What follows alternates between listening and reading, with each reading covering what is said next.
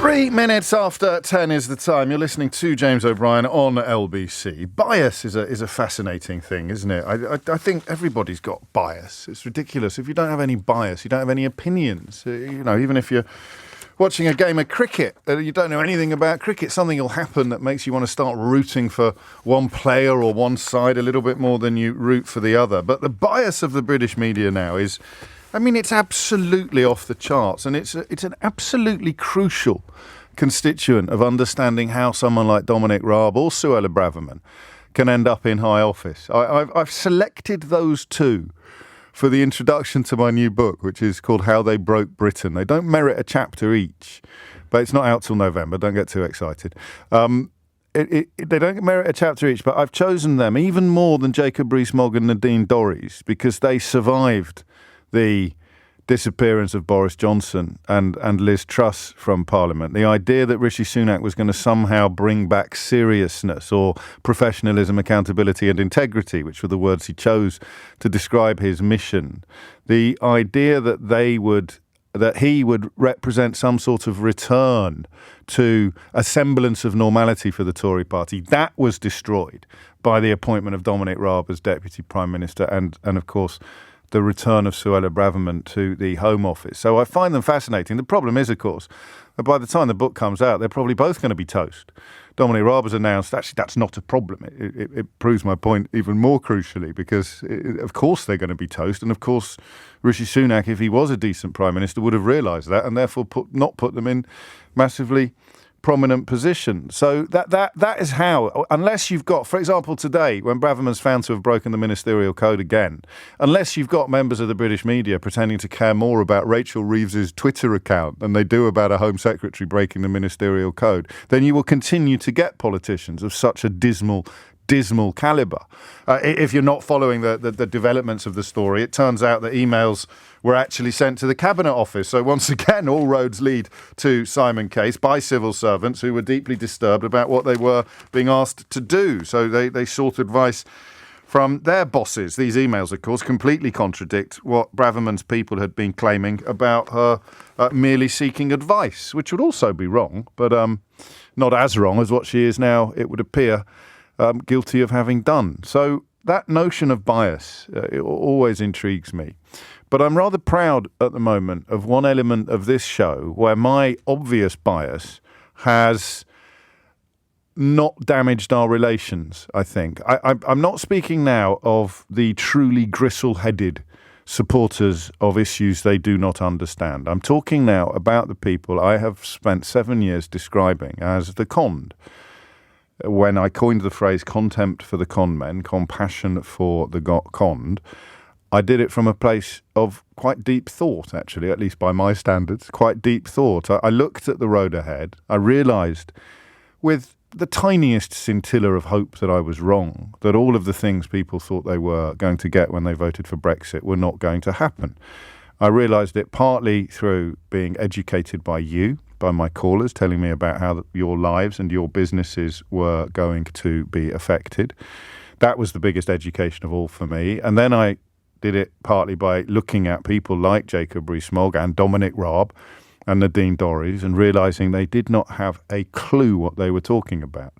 And because of the bias in the British media, which is bad at the best of times towards the Tories, but when it came to Brexit, they broke all records for bias.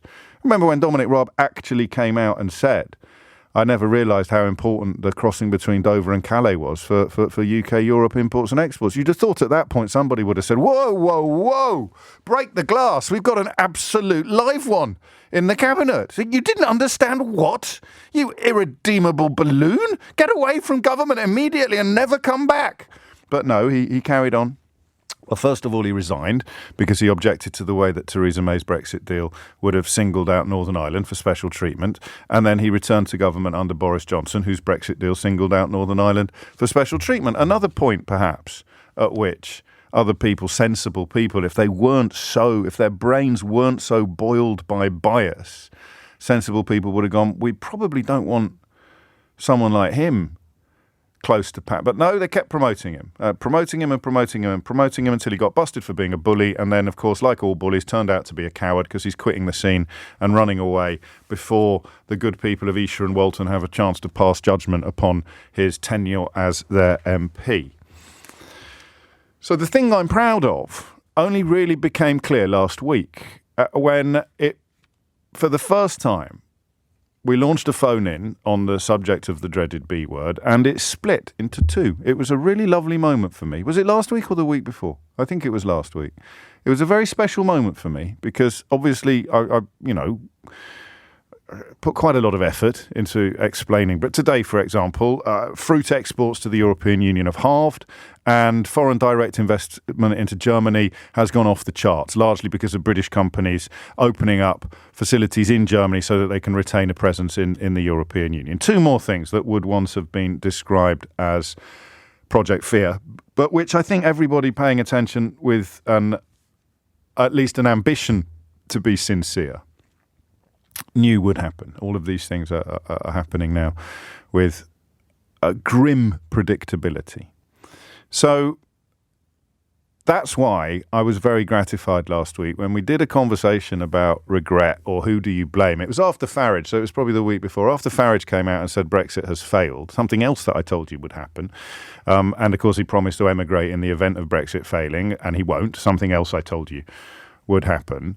I wonder what it's like actually to still be a member of the Nigel Farage fan club and to have cast me over the last few years as a sort of yin to his yang. And now all the things he told you have turned out to be lies, and all the things I've told you have turned out to be true, up to and including him failing to leave the country upon the failure of Brexit. And yet you probably still have to kind of cling to the idea that you backed the right horse in the first place. I've got nothing but sympathy for you. It must be awful. When you start lying to yourself, I think all bets are off. So we had a phone-in a couple of weeks ago after Farage said Brexit had failed, and it split into two. We managed to do a whole hour on people who voted for it. It was the first time I felt that the efforts we've put into creating a safe space for people who want to repent and put their shoulder to the wheel of rebuilding and restoring some of what we had before that ludicrous referendum unfolded. It was the first really conclusive piece of proof we've got that it's really worked. We have managed to retain our respect for each other, unless, of course, you're of the truly gristle-headed gammon and pineapple persuasion. We've managed to retain our respect for each other even as this furious debate unfolded, because I kind of bet the house on reality returning eventually for the massive majority of people. Some of the numbers now are staggering. I didn't think it was going to happen this quickly. 9% now think that Brexit is going well, I think I read. And as I mentioned yesterday, I think they all follow me on Twitter and bombard me daily with their thoughts and insights. So today's another day like that, because today is a day upon which one of the, quote, ardent Brexiteers, end quote, one of the people who would tour studios accusing those of us who knew what was going to happen of thinking you were racist or stupid or being condescending, those of us who insisted on trying to insert facts into these conversations where they would have just flags and feelings, we have once again got that very sad sense of vindication. Off goes another one. Off goes another coward. Off goes Dominic Raab. Away he runs. Away he runs. And I just want today, it may be a bit premature, it may be a bit early, I may still be a little bit high on my own supply from the success of the conversation we had after Farage admitted that Brexit had failed. I want today to know how you feel if you bought what Dominic Raab and his mates were selling. How do you feel about the fact that when you take it back to the shop and ask for a refund, the shutters are going to be down and the shopkeeper's going to be gone? I just want to have a little look at that. So Dominic Raab is going. He's resigning.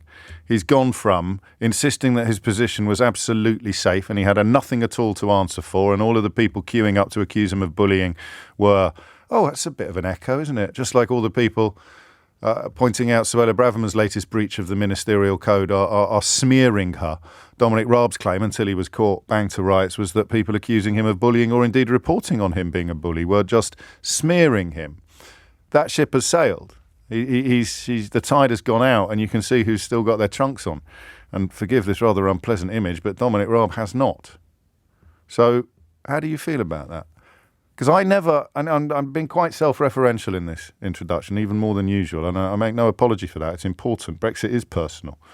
It's been personal almost since it started, when people like Dominic Raab came after people like me on this radio station, telling blatant lies about me on this radio station in order to keep alive the lie that those of us who knew what was going to happen were somehow patronising people who'd fallen for the lies of men like Raab. That made it personal, and it remains personal.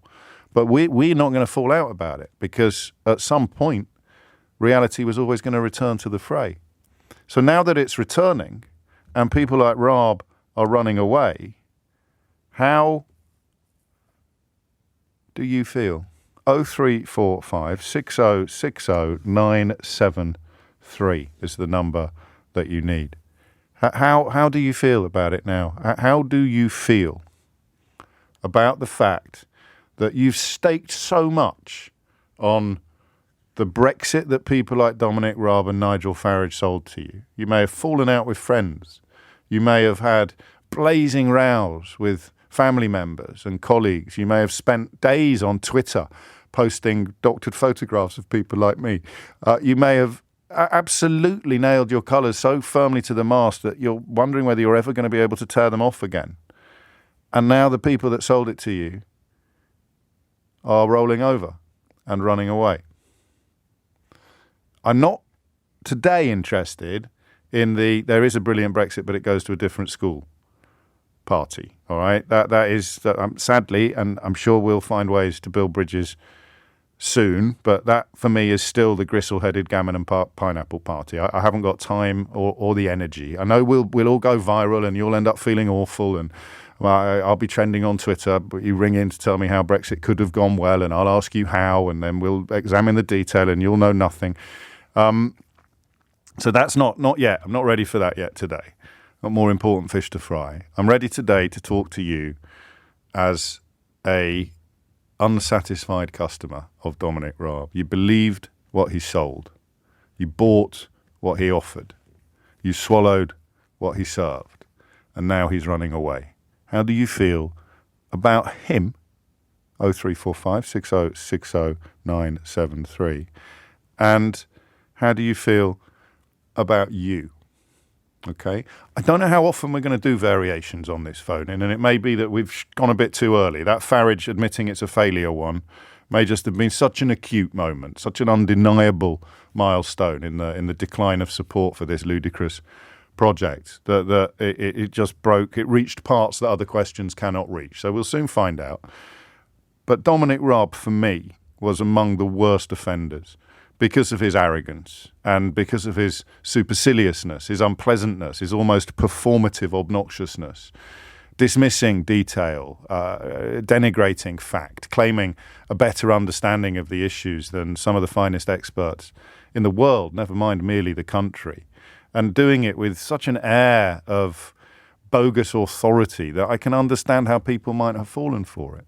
Not quite the demagogue like a Farage or the sort of pantomime penny farthing like a Jacob Rees-Mogg, just hoovering up support from people who truly believe that our class system is the work of God as opposed to the consequence of centuries of baked-in inequality. Raab was different.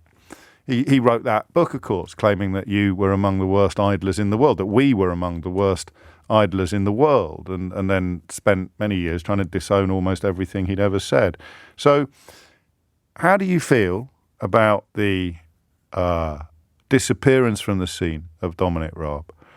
In the first instance, as someone who fell for it, and in the second instance, as someone like me, who knew it was going to happen, and has that sense, just as we had 2 weeks ago when Nigel Farage called it all a failure, just have that very sad sense of seeing what they've done to our country and knowing that there will be no consequences.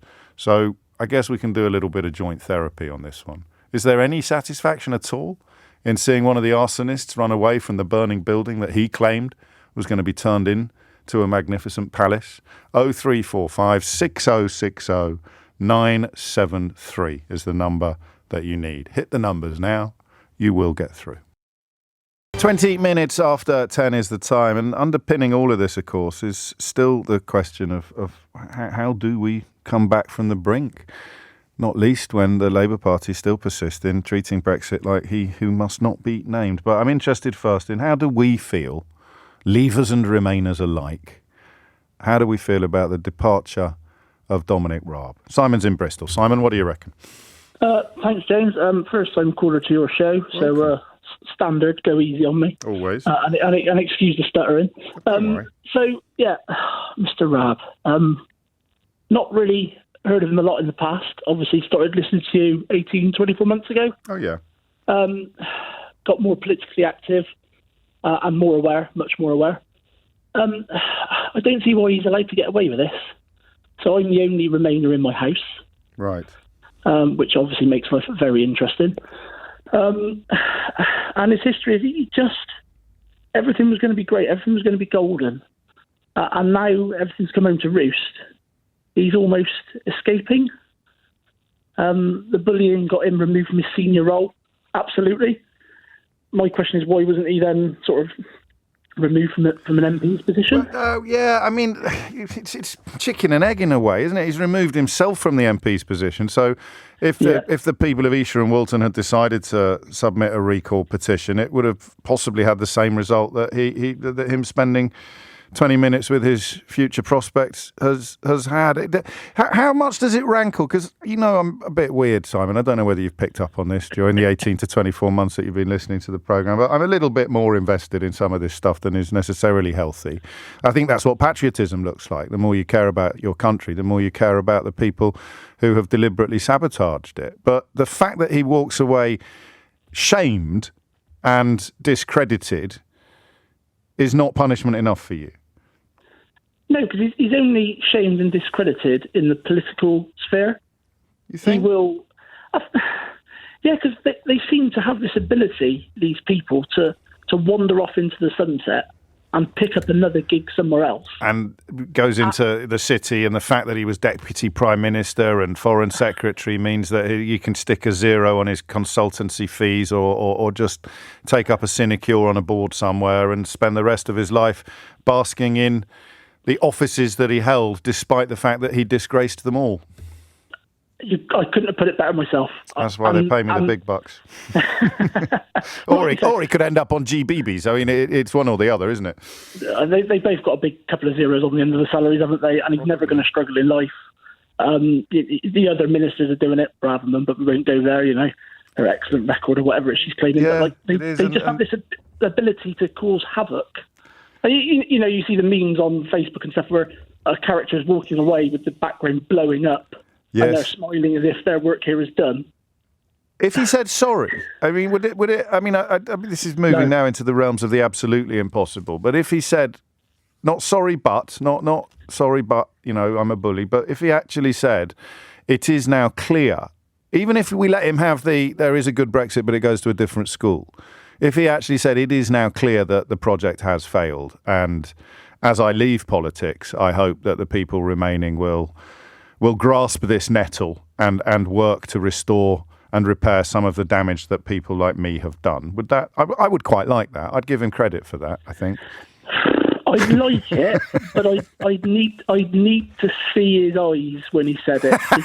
I see whether that vein on the side of his head was throbbing. Just to get the. No, I get it. I do. Because I just think that clever is probably not the right word, but they're trained enough to say the right things at the right time, yes. Looking with puppy dog eyes. Yeah, well, that's what I meant by saying I wouldn't take a sorry but. It would have to be... Because if you are walking away, you can say things that you can't say if you're staying. There is a liberating air, a liberating element to resignation. I mean, listen, we park for the moment the fact that, like all bullies, he's a coward. But as he walks away, coward and bully though he may be, he could say, look, it's obviously, I was quite a big face on the Brexit bandwagon, and I want to be the first to say it's all gone belly up. I think I'd give him some credit for that, but then I am a notoriously naive and trusting soul, Simon. Thank you for that sparkling debut on the big show. Stephen is in Braintree. Stephen, what would you like to say? Hi, James. I find all of this conversation massively triggering. And straight away, I know that's immediately switched some of your 1.4 million listeners off. 1.46. But apologies. Stuff them, Stephen. If you find it triggering, I want to know why. I don't care if it switches people off. This is a place of compassion. Well, thank you. It began with the Suella Braverman discussion earlier, and now, this has escalated it because I'm speaking as somebody who has recently been bullied out of a profession. I've struggled with being bullied in employment on several occasions. I have a mental disability. I suffer from clinical depression, and it has prevented me on occasion from, accessing the job in the ways that I would have liked, and it's caused me social difficulties. So I've been on the other end of people who haven't had the level of compassion that I'm sure many of your listeners have. I've walked in on a boss doing an impression of me to his colleagues to raucous laughter. I've been told that my depression would prevent me from ever being promoted. And I say all these things not related to Dominic Raab, but because they were put to me under the guise of you need a thicker skin, or they were put to me under the guise of if you don't like it, leave. If you and we have heard that with reference to Priti Patel and Dominic Raab, of course, from their supporters. Yes. Yeah, and of course, whenever they leave, it seems they find a way back in. It was put to me under the guise of if you, this is expected in this profession. Yeah. Behaviour like this it just happens. It goes on. You've got to put up with it. And the thought of someone like Dominic Raab not only being allowed to resign from his position in the cabinet after being found to have bullied, but being able to walk away from his position as an MP without ever once being held to account by anyone who's personally been affected by his decisions. Yeah. I find it sickening. I don't know what to say, James. I know this isn't the most insightful. No, it is because you remind us of the people who are engaged in Raab's disgrace rather than merely observing it, and you have more empathy for them because you have been in a similar situation, although, as you stressed, the specific examples of bullying that you described are not relevant to Dominic Raab. The broad thrust of bullies is very much relevant to him, and he does walk away well, he's not untarnished or unblemished, Stephen. What is he? He's because I wouldn't use the phrase his head held high, but he's probably just about capable of kidding himself that his career is not in complete tatters. I think your previous caller alluded to it. He's perhaps not without tarnish, but he's scot-free. He's got away with this without a modicum of responsibility or accountability. And even his apology was graceless, wasn't it? Even his apology was what were you expecting? Sorry, but no. Well, I never know. This is what I mean by being notoriously naive and trusting. Is that I always leave space for people to come good. Stephen, I'm sorry for what you went through, and I'm sorry for the fact that this conversation triggers you, but I'm delighted that our conversation ended with you chuckling. That's kind of what we should be aiming for during these kind of encounters. It's coming up to 10:30. You're listening to James O'Brien on LBC. The question, actually, it's kind of segueing slightly.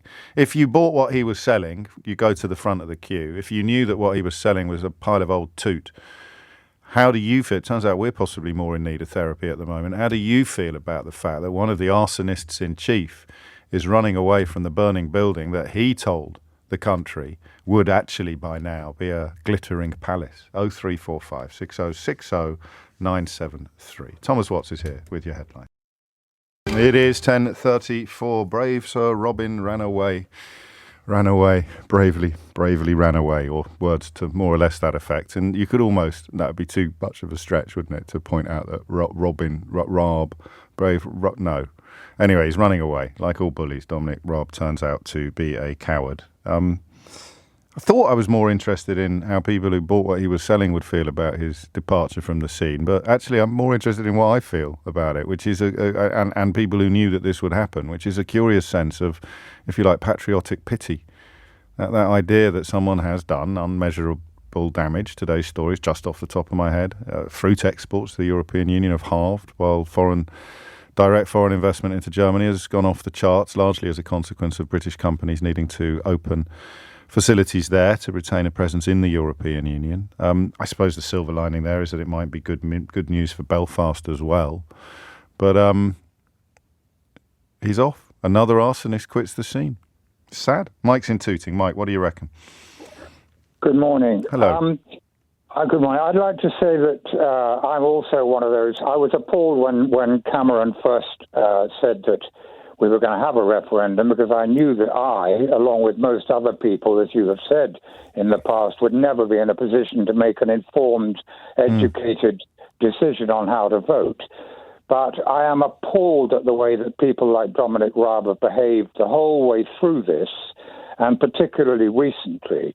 Now, I don't know how old his children are, but one thing that you didn't mention in your excellent introduction as ever Thank you. was that he's using his children as an excuse or a reason for leaving politics. Now, all of a sudden, I don't know what I feel sorry for his children. Let me say that. Okay, yes. I don't know what politics do to protect their children, but they know what they're getting into, and they obviously take some measures. I'll bet you $1 million that he wasn't thinking about leaving politics when he had his eye on the top job not so long ago. No, of course he wasn't. And all of a sudden, instead of doing I haven't seen that. Is that what he said? That the old "I want to spend more time with my family" line? Is that what we're referring to? Yeah, that's it. Yeah, I'm sure he mentioned his children. He wants to look after his children. Words to that effect. But Okay. I'm sure he said that. And I think to use that now instead of just doing the honourable, decent thing, as you suggested, and saying, look, these are I'm sorry, and so on and so forth, is just beyond the pale. I'm sorry, the man is just a disgrace. It's hideous, isn't it? Because you remind us, of course, that it is 10 minutes ago that he was trying to essentially pursue the highest office in the land. His hubristic self-belief was off the charts. Not just when he's writing books about the British workers being the idlest in the world, but thinking somehow he was to the manner born, while knowing that he was as thick as mince, if you pardon my demotic. Yeah. That Dover to Calais crossing thing, the fact that he hadn't read the Good Friday Agreement, do you remember that? I do indeed. It's only about 20 pages. He seemed to think it was the length of a novel, and then of course he stayed on the beach when Kabul fell. Yeah. They what was it? They closed the sea. They closed the sea. I've looked into that, and local meteorologists in Crete adamant that there was no event that might have prompted the closure of the sea at all at the time that Dominic Raab claimed there was. But you're going to have to wait for the new book to read the details of that. Thank you, Mike. I mean, there is something here as well in the question of how it happened. This is, for me, the enduringly fascinating historical question.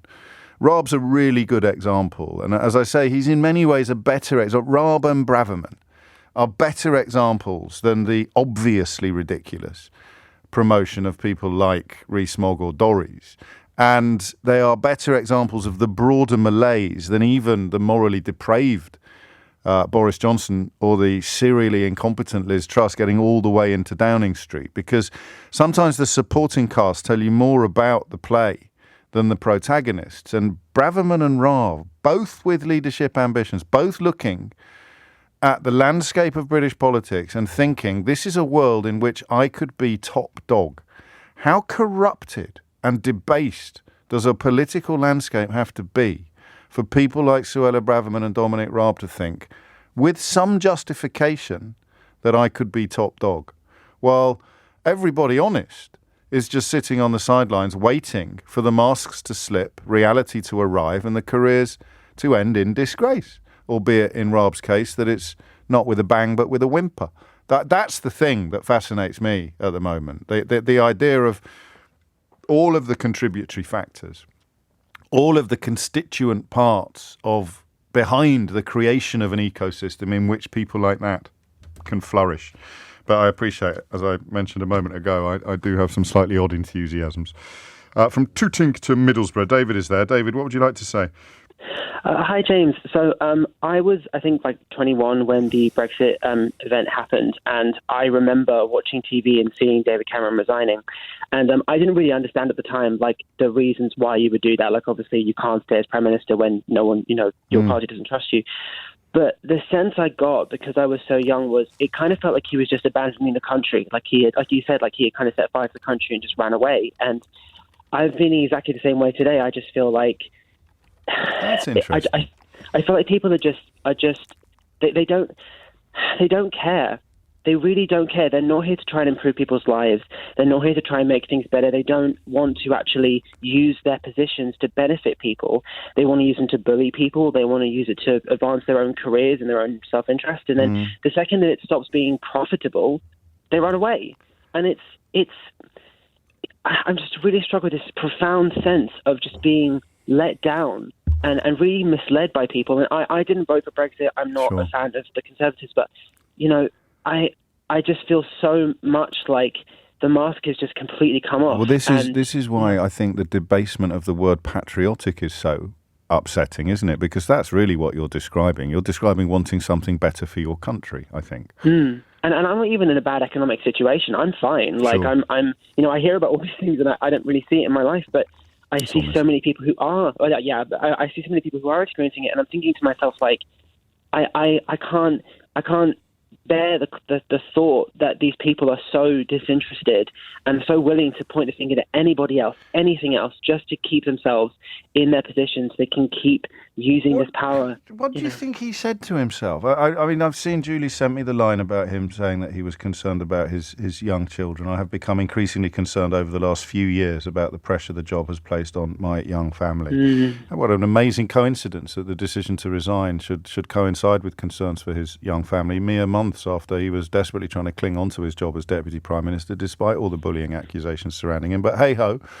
none of us know how the world turns for other people. But what do you think people like that, so from your age perspective, because I'm a little bit old, well, I'm a lot older and a lot more wizened than you, but what do you want? What would make you believe that somebody like Raab or Braverman had your interests anywhere on their to-do list?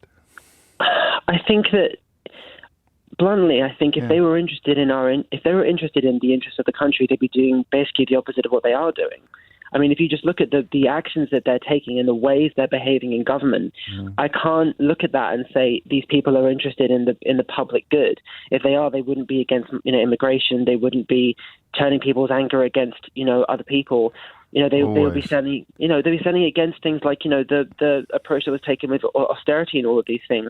The people who caused the economic crash and arguably Brexit and arguably all the stuff that's happening now.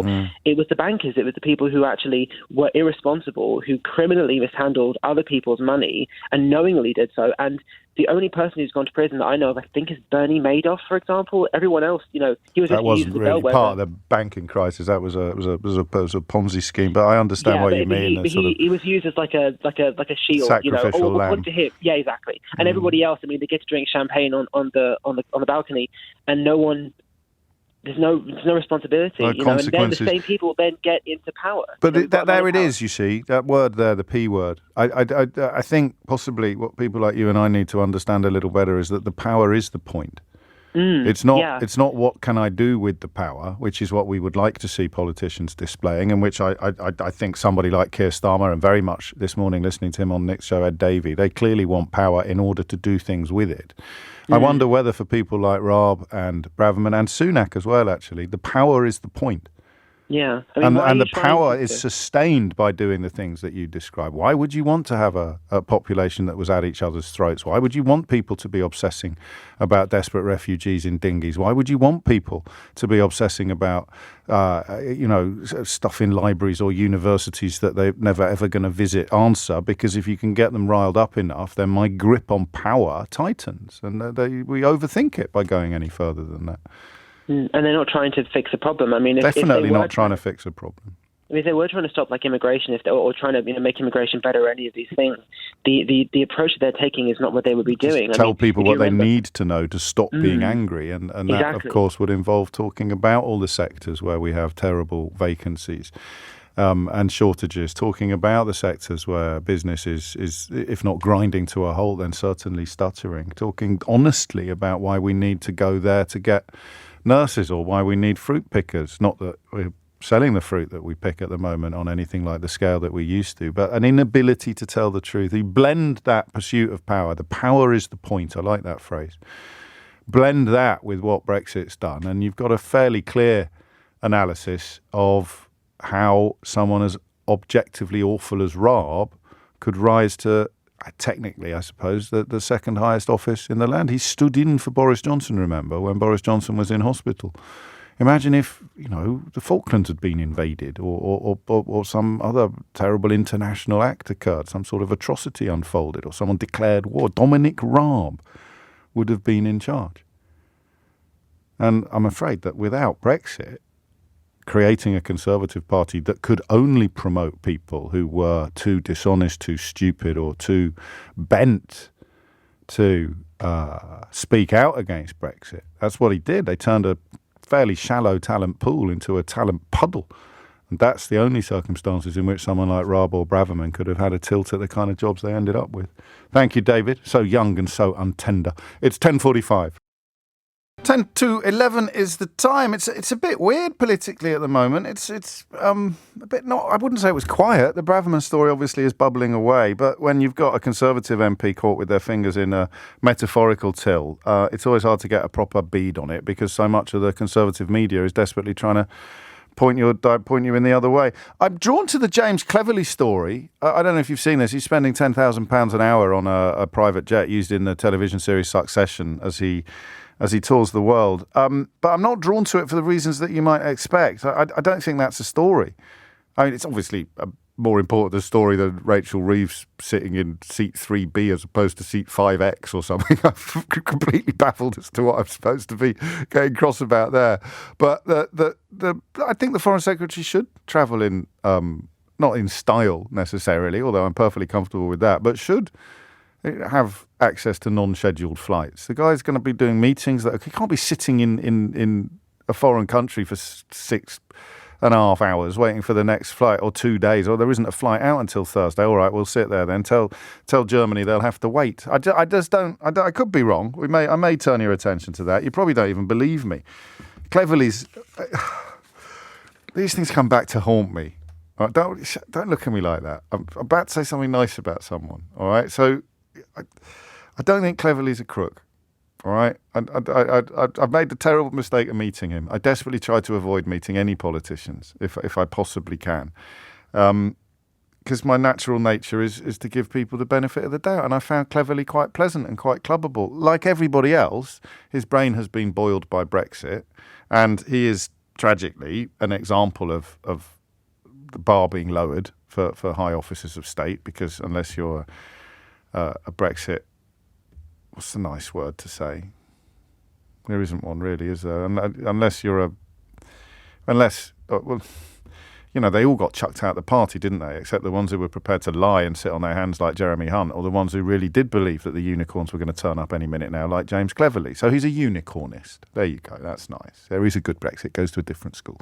He's a unicornist, but I don't think he's a bad person, and that may be why. I'm completely untroubled by news that he has been not necessarily piloting, but enjoying the creme de la creme of private business jets during his 8-day tour of the Caribbean and Latin America. If I told you it cost more than £10,000 per hour to hire, and that they have hired it, as far as I could tell, for the whole 10 days, perhaps you would disagree with me. So they reckon, a quote on the cost of a 10-day round trip to Latin America, taking in 2 cities. The company, when contacted by journalists, said that it cost €400,000 or £348,000. Maybe we'll have a look at that later. I don't know. I honestly haven't got a problem with it, but I suspect that you might. We'll have to find out. But before all of that, Alan is in Sheffield. Alan, back to Raab.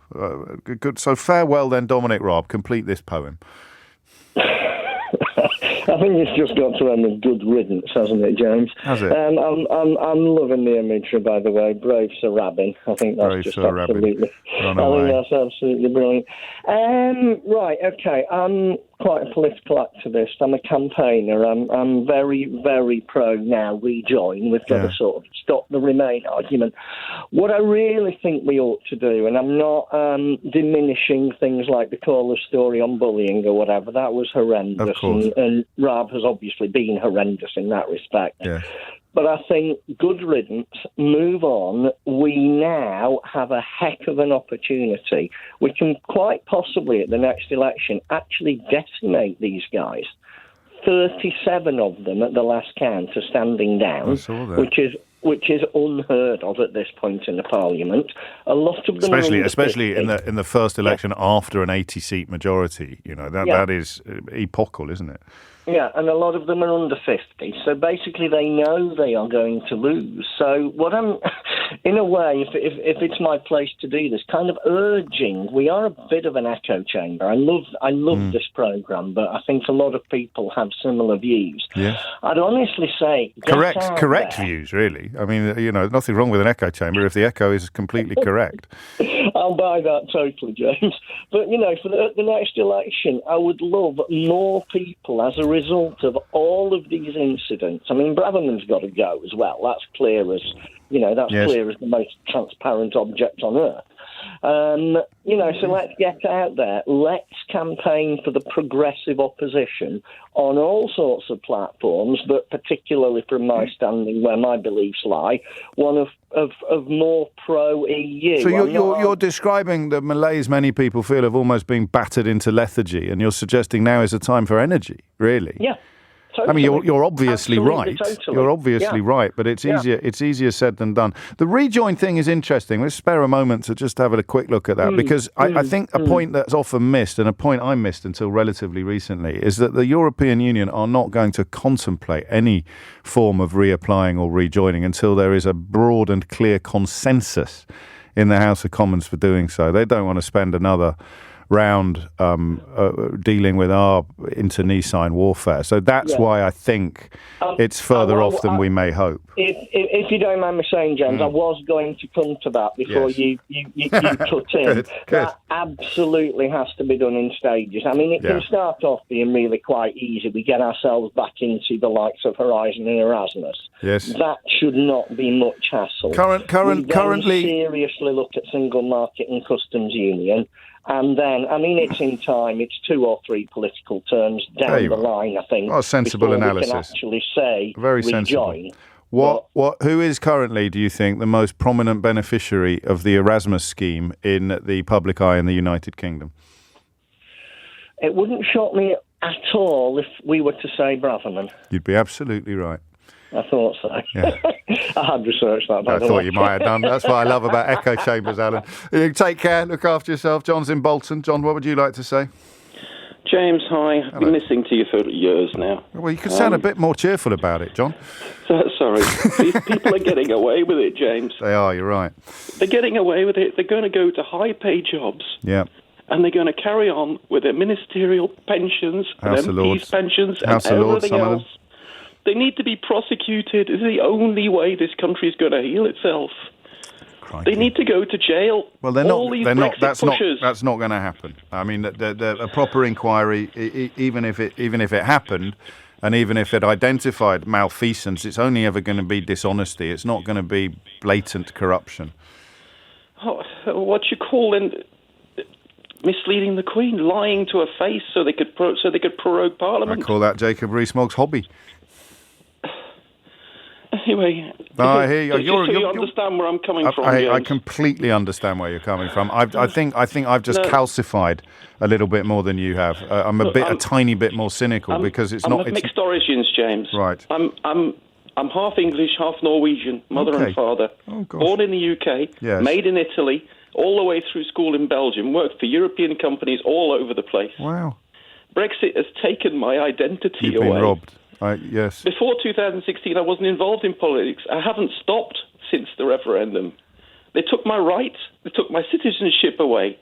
European Union is the only thing that fits. I've got a British passport. I used to have a Norwegian one. I handed it in at age 19 because I was coming to university here because I felt more British than anything else. I haven't got a country anymore. You have?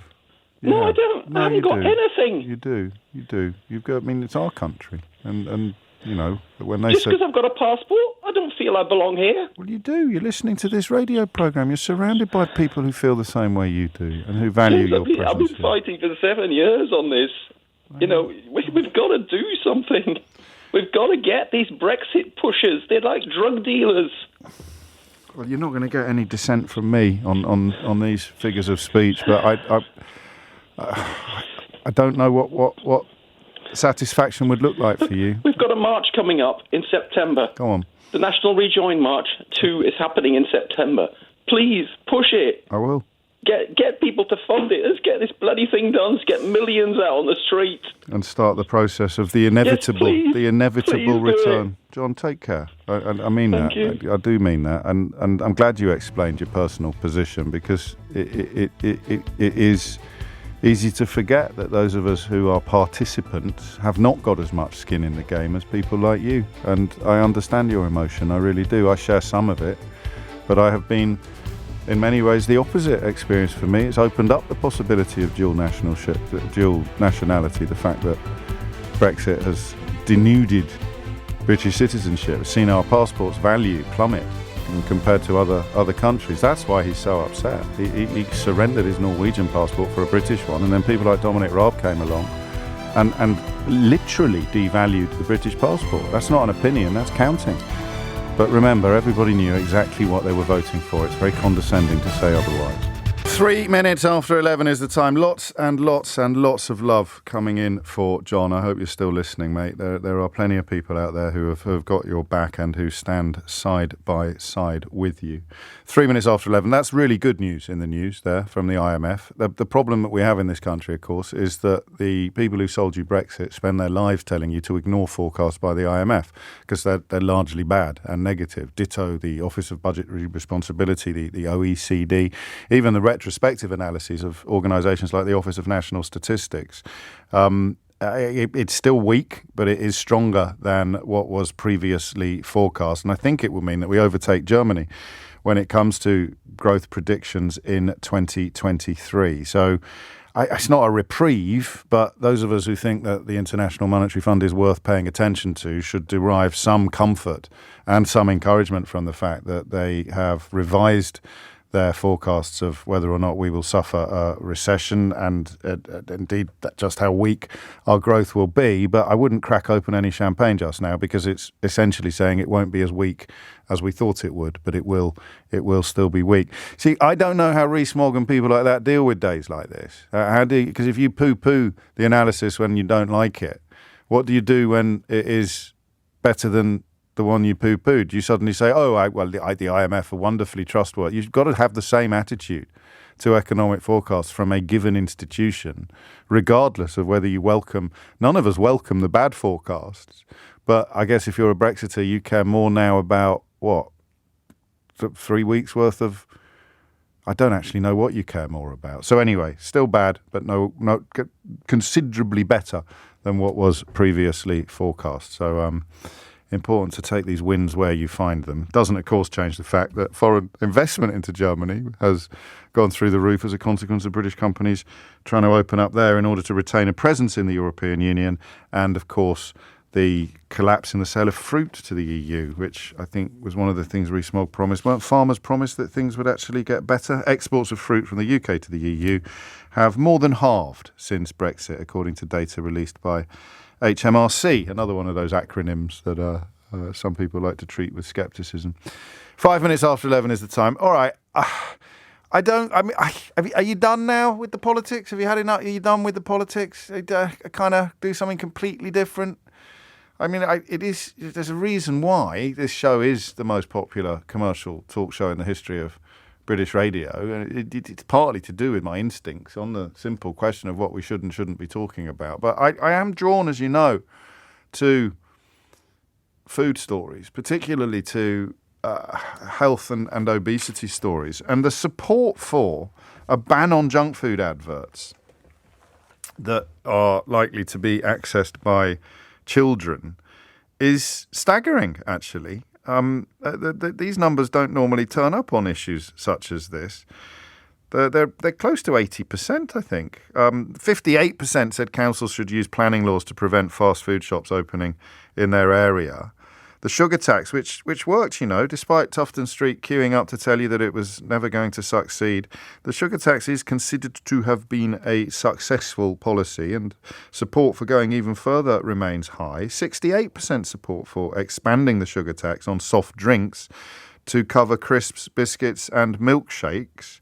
And then a lot of support for the idea that money raised through these levies should go directly towards schemes that help children's health and sports clubs. But the really interesting one is the 80% of adults backing the idea of new laws to prevent even the advertising of unhealthy food to children on television and online. And I want to talk about that. I'm fascinated by advertising, as you would imagine, because it pays my wages. And I am conscious, of course, sometimes of things that aren't necessarily good for us being advertised. Junk food being a wonderful example. I'm not a great believer in the kind of governance in these areas that robs us of free choice. And there must be a relationship between advertising and revenue. It must work, otherwise companies wouldn't do it. But in specific areas, I'm comfortable with the idea of the government doing a little bit more to protect children from the epic amounts of energy and expense put into encouraging them to get ill, encouraging them to be unhealthy, encouraging them to be obese. I point these little things out all the time, but the question of freedom of choice was one I never really thought about until I got this job. And as with so many other things I've changed my mind about over the years, it was listening to you that did it. So I would think that, for example, I probably find this hard to believe if you're a relatively new arrival at the show, but I used to think that freedom of choice was kind of sacrosanct, and anybody telling me that I couldn't eat pork scratchings or that they were going to put more warnings or put taxes on my favourite snacks, I used to think that was an appalling affront on my civil liberties. Freedom of choice I would talk about all the time. And I meant it, albeit that I was in a slightly strange place psychologically. Like all people who are dismissive of obesity as a genuine health condition, I think my facetiousness came from a place of shame. I would be aware of the fact that I could and should be healthier, and the reason why I wasn't was a lack of motivation, and I would extrapolate from that. Then anybody complaining about it, anybody who's morbidly obese, anybody just need to eat less and exercise more. It's a sort of way of almost shoring up my own self-esteem. I eat less and exercise more. There's no need for help. Don't need anything from government. But you clearly do. It was at Bangkok airport that I had my revelation on this issue. The strangest thing. Really wasn't expecting it to happen. I don't know whether it was relevant, but I nearly said I was quite high. I had an ear infection and I'd taken some fairly powerful painkillers as I wandered around Bangkok airport. I think we must have been delayed. And I got to a store called Dairy Queen. Is it Dairy Queen? It goes next door to Burger King and it sort of sells ice cream and milkshakes. I got to Dairy Queen and I was looking at the I was looking at the menu in Dairy Queen. And I think because I was on fairly strong painkillers, I kind of started puzzling over it. Because the smallest amount of ice cream was, I'm going to say 100 baht. Don't text me with Thai currency related pedantry, all right? I'm sure it wasn't 100 baht.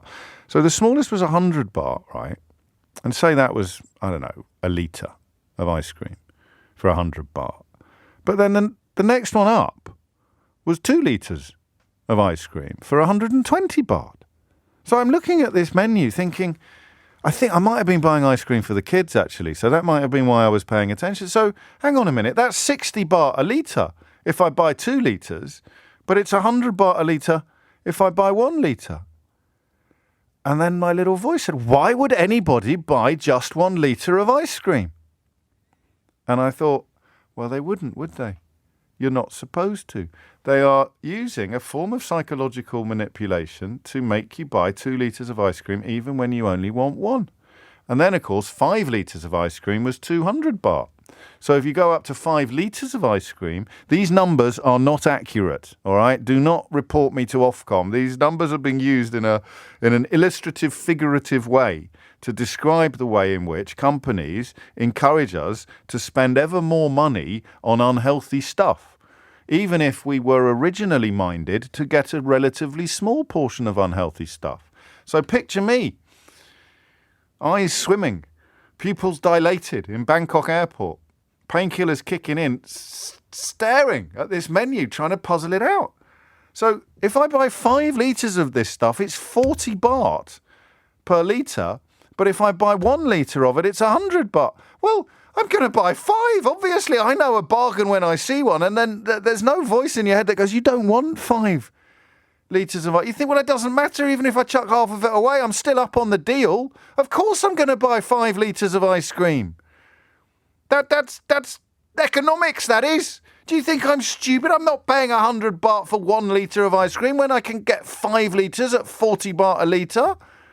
And that's when I realised that I didn't have freedom of choice. That's when I realised that and this, is part of a bigger thing.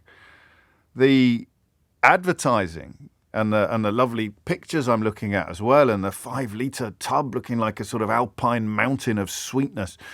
I haven't got freedom of choice in that situation. I've got all manner of voices shouting in my ear saying, buy 5 litres, buy 5 litres, buy 5 litres. There's no voice on the other side saying, that would be really bad for you, mate. What are you going to do? You're going to turn into an ice cream if you start buying 5 litre portions on it. So there's no freedom of choice there. You can say, I don't have to buy it, but it's not freedom of choice unless the volume in your left ear saying don't buy it is as loud as the volume in your right ear saying buy it. And the whole system is set up to encourage you to buy it. Now imagine, if you would, a young mum, all right, who hasn't been exposed to particularly successful health education, either generationally, demographically, or geographically. She's sort of vaguely aware of Jamie Oliver encouraging her not to give her kids turkey Twizzlers. She's vaguely aware of health campaigns that are pushing the consumption of fruit. She knows that if she goes to Morrison's, they've got a little tray of free fruit for kids, and that's got to be better for the baby than, a Mars bar. But then she gets to the bus stop, and there's a bloody great bucket of KFC chicken next to her in the bus stop. And then she looks at the other side, and there's some sexy bloke pouring Coca-Cola over his head. Other colas are available. Other forms of fried chicken are available as well. And then she thinks, well, look, the bus is going to be late. We're going to have to walk home. So she gets the kid in the pushchair and she starts wheeling it home. And there's an advert for more fizzy pop. And there's an advert for ice cream. And there's an advert for pizza. And there's an advert for... there's another sexy bloke pouring Coca-Cola over his head. Everywhere she goes on this walk home, there are enormous billboards telling her to buy this food, which is fine if she's an adult. I'd like to see some regulation, perhaps, but for the child. So she's now thinking, I know I'm not supposed to give him McNuggets for tea, but subliminally, it's a great word, isn't it? I was going to say subconsciously, but I swerved to subliminally at the last minute, and it did. I bet you couldn't even tell, could you? Subliminally, which is more powerful than subconsciously. Subliminal advertising is illegal. When I was a kid, there were stories about flashing up a picture of a politician in France or somewhere in the middle of the news bulletin to sort of subliminally influence you into voting for that politician. But you are subliminally persuaded that this stuff can't be that bad for you, because if it was that bad for you, well, then why would there be pictures of it everywhere on the way home? And why would the bus stop be covered in it? Seriously. So I'll have 5 litres of ice cream, please, even though I would have been quite happy with 1 scoop when I actually made my way towards that stall. So that's why I care about this issue, and that's why I think it's important, and that's why I am conscious of all the people who make a ton of money out of making your children fat are probably some of the people that fund the secret think tanks on Tufton Street who provide people to come on the television and the radio to explain why it would be absolutely outrageous to have a sugar tax, ban smoking, or even perhaps ban advertising directed at children, junk food advertising directed at children from television, which they don't watch anymore, and online, which they do. 80% of adults think that it works. Or at least want to see it. 80% want to see it. 16 minutes after 11 is the time. How does it happen in your house? Go on. I'm thinking mostly about the kids. All right, mine are a bit old for this now, and Mrs. O'Brien got something right over the years. I've still got a sweet tooth, so's my sister. We'd live on Haribo if we were allowed to. I'm getting better as I get older, but the kids somehow, they like a treat, but they've bypassed it. I think it's because it was never a treat. For me, it was Friday sweets, 10p every Friday, down to the local shop, fill a little bag, get as much as you could, scoff it all in 10 seconds flat, and then try and nick my sister's. So if I don't think that worked. This isn't the phone-in, by the way, not at this point.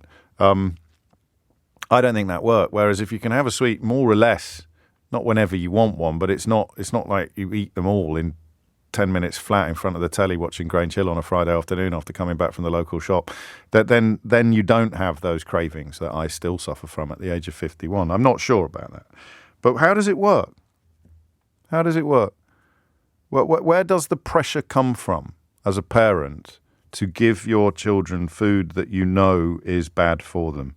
How big a deal are the adverts, the online adverts in particular, for junk food? Just explain to me how you know that this is a really good idea. 0345 6060 973. And of course, because the sugariest foods are high calorie but low nutritional value, as Caroline reminds us, they are a huge part of the reason why people end up obese and undernourished. So these adverts are encouraging your children to be obese. I don't think you can dice it any other way. And they work. Just look at obesity levels among children in this country and plot the graph from where they've gone and where they were over the last few years. No one is opposed to treats, but when treats become normal, they become a huge problem. In fact, the psychology of treats is unhelpful as well, I'm often told. So we may steer away from that.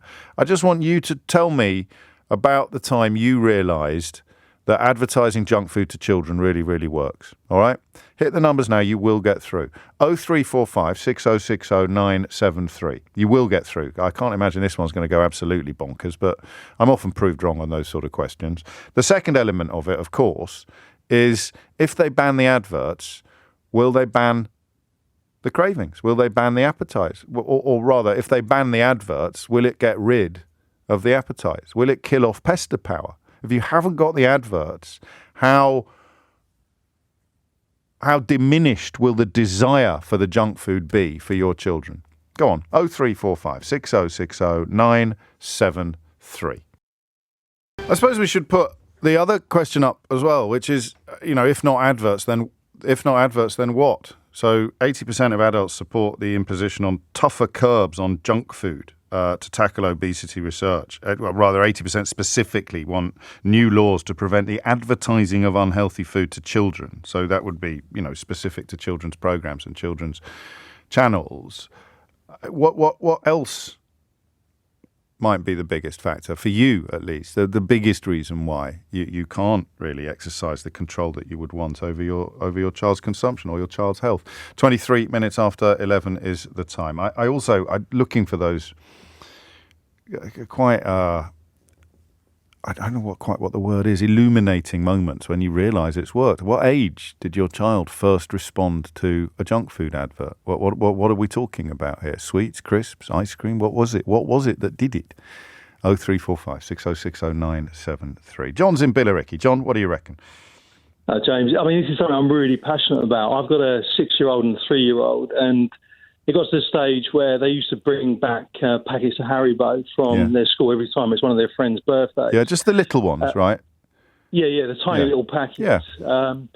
And I kind of spent a lot of time with them, teaching them about healthy eating, teaching them about why sugar is bad for you. And over the course of a couple of months, they're at the stage now where when the teachers give out packs of Haribos that's been brought in by the parents of the kids whose birthdays it is, they just bring them home and throw them straight in the bin. Oh, thank goodness for that. I thought you were going to say that the teacher wasn't allowed to give them to your kids, which would be an entirely different setup, wouldn't it? You'd be storing up problems for the future there. How did you do that then, without being a killjoy? How did you approach it? just spent months kind of going over what healthy eating is, why we eat fruit, why we eat vegetables. If ever they kind of fell over and cut themselves, teaching them about why it's important to eat fruit and veg to help with their healing process. Gosh. Same goes to drinks as well. Yeah. They've never had a can of Coke. They've never had a Coke. They've never had a Sprite. They've never had a Fanta. They've never had a Lilt. We're just going to list all the fizzy drinks we can think of at this point. So they must drink a lot of Dr. Pepper then, John. So, yeah, a lot of sparkling water, yeah. And you've just done it from the position of respecting them enough to realise they will understand the health issue rather than turning it into a discipline issue. It's a health issue in your house. 100%. So if they say to me, if they really want, some sweets, I never say no. Sure. I let them sort of make a decision, but 9 times out of 10, they'll turn around and say, no, I don't want that because it's not healthy. It's a really proud moment for me because I think that, my generation or our generation, we would never believe that food manufacturers would put ingredients into food that can adversely affect our health. But now people are kind of waking up and actually looking at what is in food. And it really, really saddens me when I go to pick my boy and girl up from school.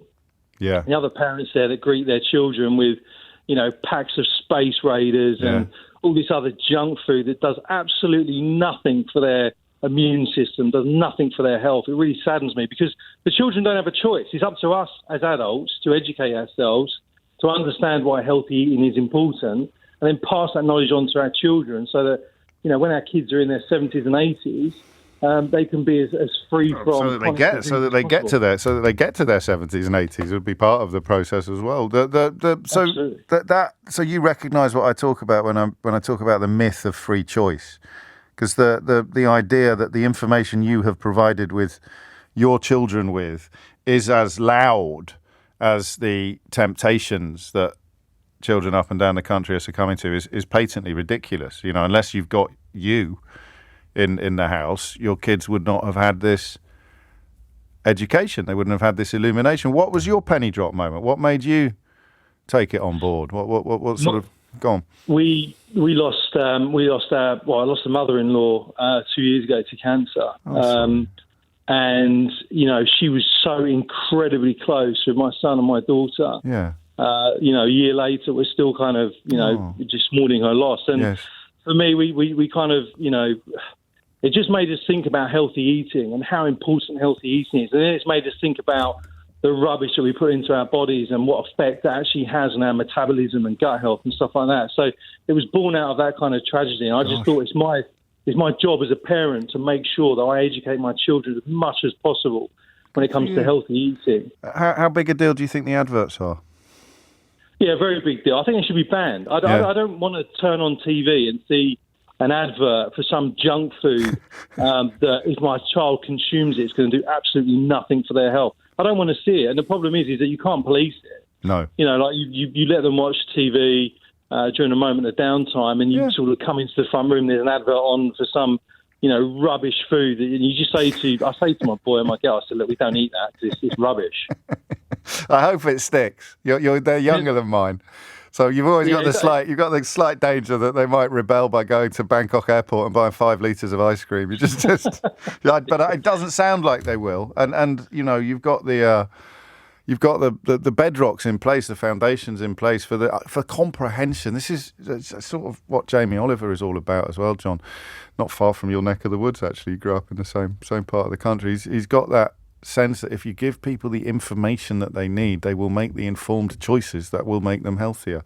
It's why the phrase nanny state is so unhelpful and, of course, deployed quite deliberately by people who want their secret sponsors to carry on making a ton of money out of children's obesity and children's poor health, crucially, as John reminds us.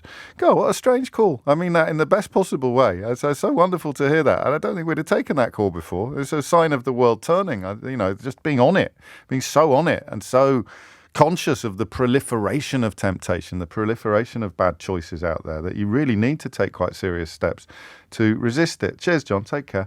It's coming up to 11:30. You're listening to James O'Brien on LBC. Sugar tax worked. Everyone went quiet about that. I don't know if you remember. You had all the usual suspects queuing up to claim it was a terrible infringement of civil liberty, not civil liberties, liberties in general, or it's the nanny state gone mad.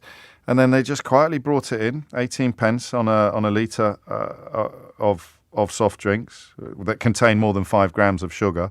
And what they essentially did was just start pushing the drinks that haven't got that much sugar in them, which isn't a perfect solution, but it's better than it was. And you know what you mustn't do with the perfect, don't you? You mustn't let the perfect be the enemy of the good. Here's Thomas Watts with your headlines. It is 33 minutes after 11. I don't know if you saw Jeff Stelling, the doyen of football broadcasters, talking about eating disorders recently. This drive to abolish the scales, because eating disorders cause more suicides than more deaths, I beg your pardon, than any other mental health condition. And it was one of the most powerful pieces of broadcasting I've ever seen. I'm reminded of that by the conversation we're having now, because it's such fraught territory, isn't it, with regard to eating disorders. And this mum reminds us of the dangers of talking about good and bad foods, for example, for anorexics. My daughter suffered with this for 2 years now. The constant focus on good and bad, or healthy and unhealthy food, can be a massive problem for people with eating disorders and spectacularly unhelpful for recovery. So, there's another angle there that has to be borne in mind. But I don't see how banning the advertising of junk food for children would have any deleterious effect on that, or indeed any downside. This is nice from Emma. The worst source for us has been grandmas. They watch the TV and then buy a dozen Easter eggs and always have chocolate after dinner, and pushing fruit shoots on kiddo. We control advert viewing. He just doesn't see them. All the chocolate is sourced from the mesmerised boomers, which is a great way of describing the older generation. And that comes from a place of love. You give a child something that makes their little face light up. You feel good yourself. There's a dopamine hit in it for you. And it's quite hard to get to a place where a stick of celery might have that effect. But if you can, you're absolutely golden. 25 to 12 is the time. How do the adverts work? Fascinates me. How do you know? I'd love the idea of you suddenly go, oh my God, it works. When they start singing the theme tune. So you start saying, they may not be consciously linking the theme tune to the junk food. Keith's actually eating a bag of crisps while we're having this conversation. I like that. That's commitment. That's commitment to the topic in hand. I wonder what else you could do, Joe. What are you going to do when we talk about James Cleverly's private jet? I dread to think. So that idea really of keeping a lid on things, isn't it? What that advert has touched them. They may not quite know that the song they're singing links to crisps or sweets or whatever it may be, but the advert has done its work. 11:36 is the time. Paul's in Selby. Paul, what would you like to say? Hi. How are you doing, James? I'm grand, mate. How are you? Yeah, not so bad. Good. I'm really passionate about this whole subject, to be honest with you, because I found out a few years ago that I was type 2 diabetic. I thought I had pancreatic cancer when I went to the doctor, Blimey.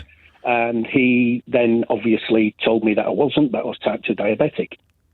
And I changed my life completely from that moment onwards and lost literally 4 stone. Good grief.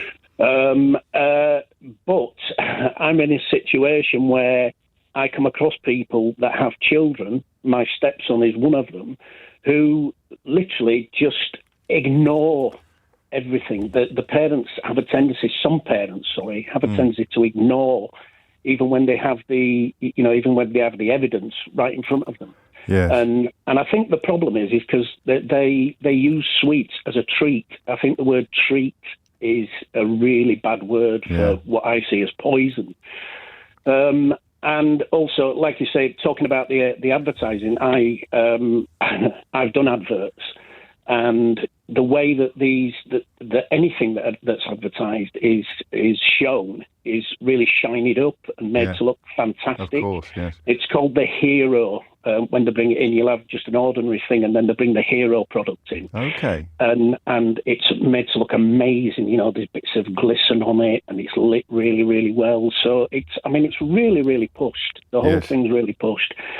I find that my stepson watches programs on Netflix about making cakes, making sweets, making massive, beautiful, amazing cakes. Right.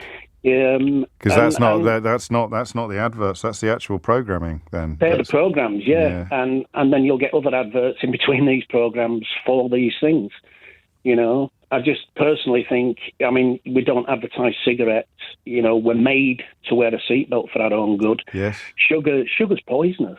You know, it nearly killed me. And, you know, if you get online and look at people's diabetics' feet, you know, that's a big wake-up call. Yeah. No, I hear you. Well, I tell you one thing that does occur to me, listening to you. You don't sound impatient. But I mean, you got to quite late in life without really recognising what was going on, didn't you? So, you know, the idea that we can expect children to clock it for themselves is a little bit pie in the sky, I think.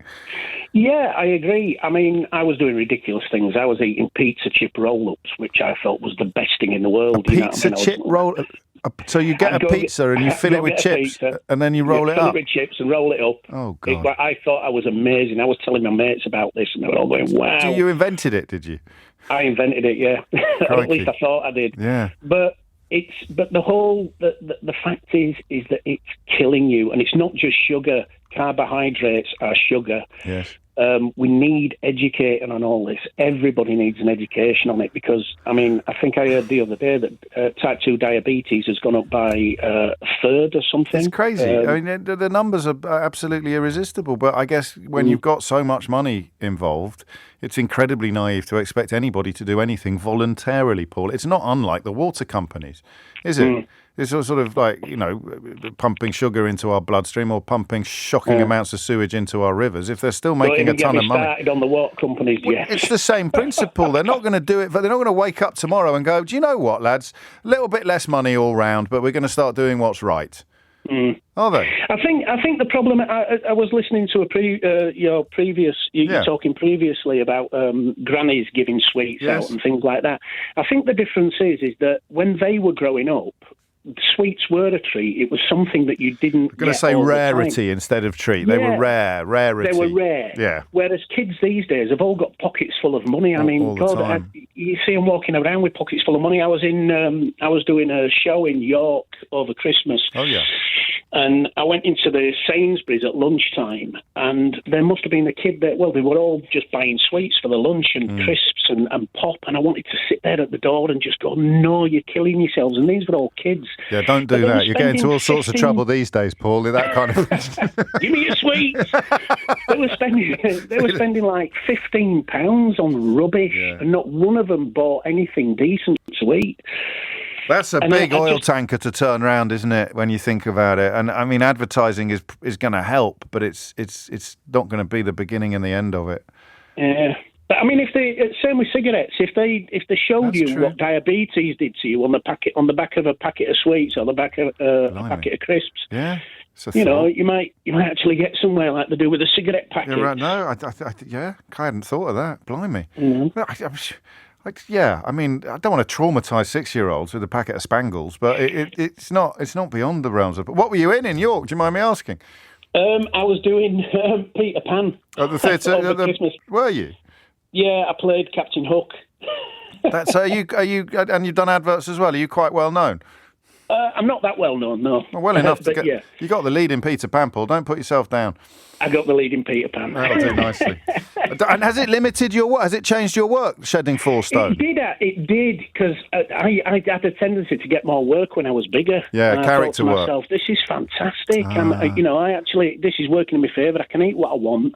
Yes. And then, of course, you go into a different realm work-wise. You start to slim down, and I'm not good looking enough to sort of go up against the proper guys that sit there and have been doing it for years. Yes. And it cuts it down a little bit. So. Well, horses for courses, isn't it? So no more chip roll-ups, but no more chip roll-ups. But I can live longer. You can live longer. Anyway, also start tilting for the romantic leads. Come on. Well, yeah, they can have it. I'm too old to be a romantic lead anymore. I'm just trying to work out. I'm just desperately trying to find a review of it from. Was it at the Theatre Royal? It was at the Theatre Royal. There he is. I can see you there with the big twirly. I was an ugly sister the year before. The twirly. Oh, that's got you going up in the world. So with the twirly moustache, you look good. You look in good shape there.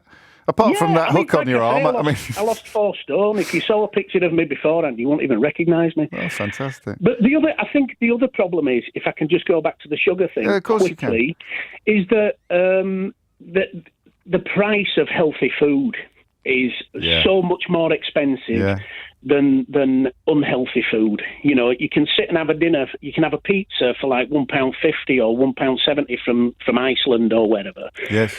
And you go out and you buy a head of broccoli costs exactly the same. It's ridiculous. And food inflation, amount of money that you have to pay for, decent food. And food inflation is probably hitting the healthier food harder than it's hitting some of the junk food with the sort of import-export scenario. It's so difficult to eat healthier recently because of the prices. You know. I do. And you've covered a lot of ground there, Paul Hawkyard. That's it now. Get in. You see? There you go. You can use Google like the best of them, and keep it up. I like that a lot. It's the second amazing call from an adult man. One talking about himself and the consequences on the children, and then from the dad in Billericay, giving us all a bit of a wake up call on what we could be doing more. 0345 60973 is the number you need. I like this just on advertising. I know we were talking about food, and maybe to read out the examples of the food one might slightly undermine the point of the conversation that we're having, but this works. Stuart in Basingstoke says, my daughter can recite the telephone number to LBC from listening to you so often. Shall we stop listening to LBC? There's no health damage done by listening to, that's open to debate, but there's no health damage done by listening to this show, Stuart. You'll be absolutely fine, and it's quite common apparently. My 7-year-old, if I say 0345, James, my 7-year-old will automatically say 6060973. This is to be encouraged, but it does, of course, illustrate the power of advertising of a sort.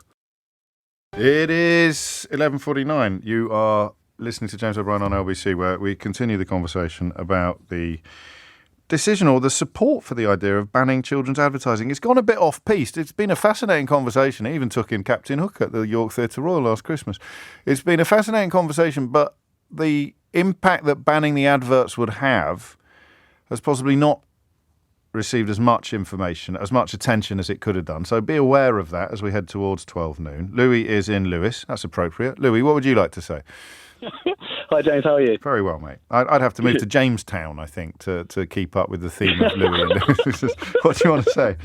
I thought it was really poignant what you said about your upbringing, because I think there's a really strong argument for putting some limitations on advertising. Yeah. But we've got to be really careful about, like you said before, not giving that message or perpetuating the idea that there are just intrinsically good and bad foods. Yes. I think working with adults, I don't have any children, so working with adults, you see people tend to make breakthroughs when they move away from that rigid idea of nutrition, because typically we go through a dietary protocol and it's these foods are good, these foods are bad, and they might be making loads of good changes, and as soon as they have a food which they've categorised as bad, they feel like they've gone off the rails and there's no point carrying on. Oh, is that right? God, we're a fascinating species, aren't we?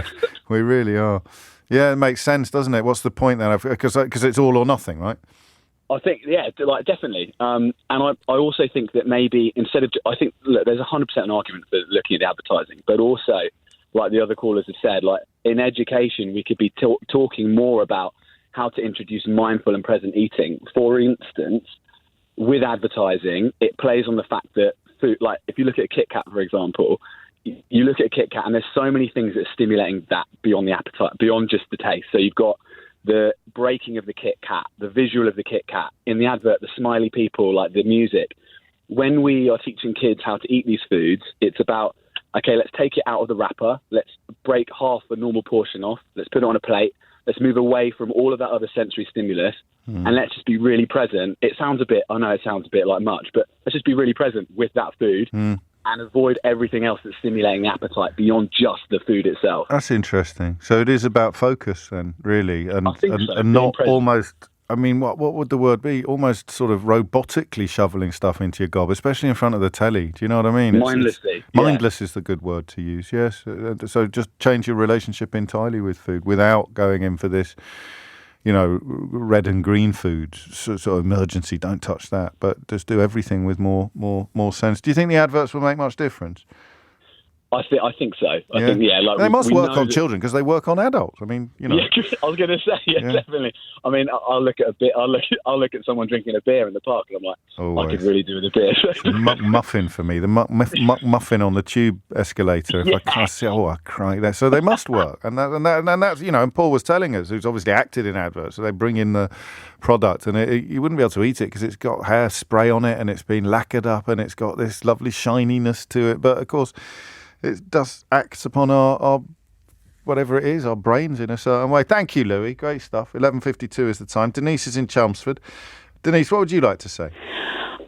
Well, I think the advertising thing for me is really kind of like a side thing, and it's almost like a gesture. Well, my kids don't actually watch that many adverts because they're watching TV programs that you can skip through it, so they're not seeing adverts, but I'm constantly having to say no. And I think the problem is it's been normalised having Haribo after school because it's someone's birthday. We should say there are other sweets available. We've been going in quite hard on the Haribo. There are other fruit leathers and whatever, things masquerading as treats, but it's not a treat. I agree with one caller. That word does not apply to that. It's not even a food group. I hand things back now regularly. I tell nursery, please don't give my 4-year-old sweets, and I'm seen as a kind of, I almost feel like a weirdo because I'm, as a parent, saying no to what shouldn't even be readily available all the time. My kids aren't asking for it. I'm cooking. I'm literally got my hand in bread mix now because I'm trying my hardest to feed them whole foods. I've seen the way it affects their behaviour, and that's fascinating. That idea that you end up saying no. You end up looking like a pariah. I am. I look like a hip. I mean, I think other parents think I'm this like weird bohemian. I'm not at all. It's not a socio-economic thing because we live in quite a nice area, and it's well-off parents still think. Oh, it's shame. This is why I was such an idiot about obesity back in the day, because you are making them feel guilty about their choices, because no one, particularly if you're talking, you mentioned that it's a well-off area, then these people are going to be exposed to the information that they need to make the right choices, but they are not making the right. We are not making the right choices. We know we're not. So along comes Denise. What advertising make? Will it make any difference? I don't think it will. These parents disagree want with to you go out on a Friday night and get whatever I'm allowed to say, Mackie D's. I don't know, but it's easy. It's easy and it's convenient. And actually, the thing that I hear the most is, well, the kids won't eat anything else. And that is so patronising to kids, and it's not true. They will eat other things, and if you just...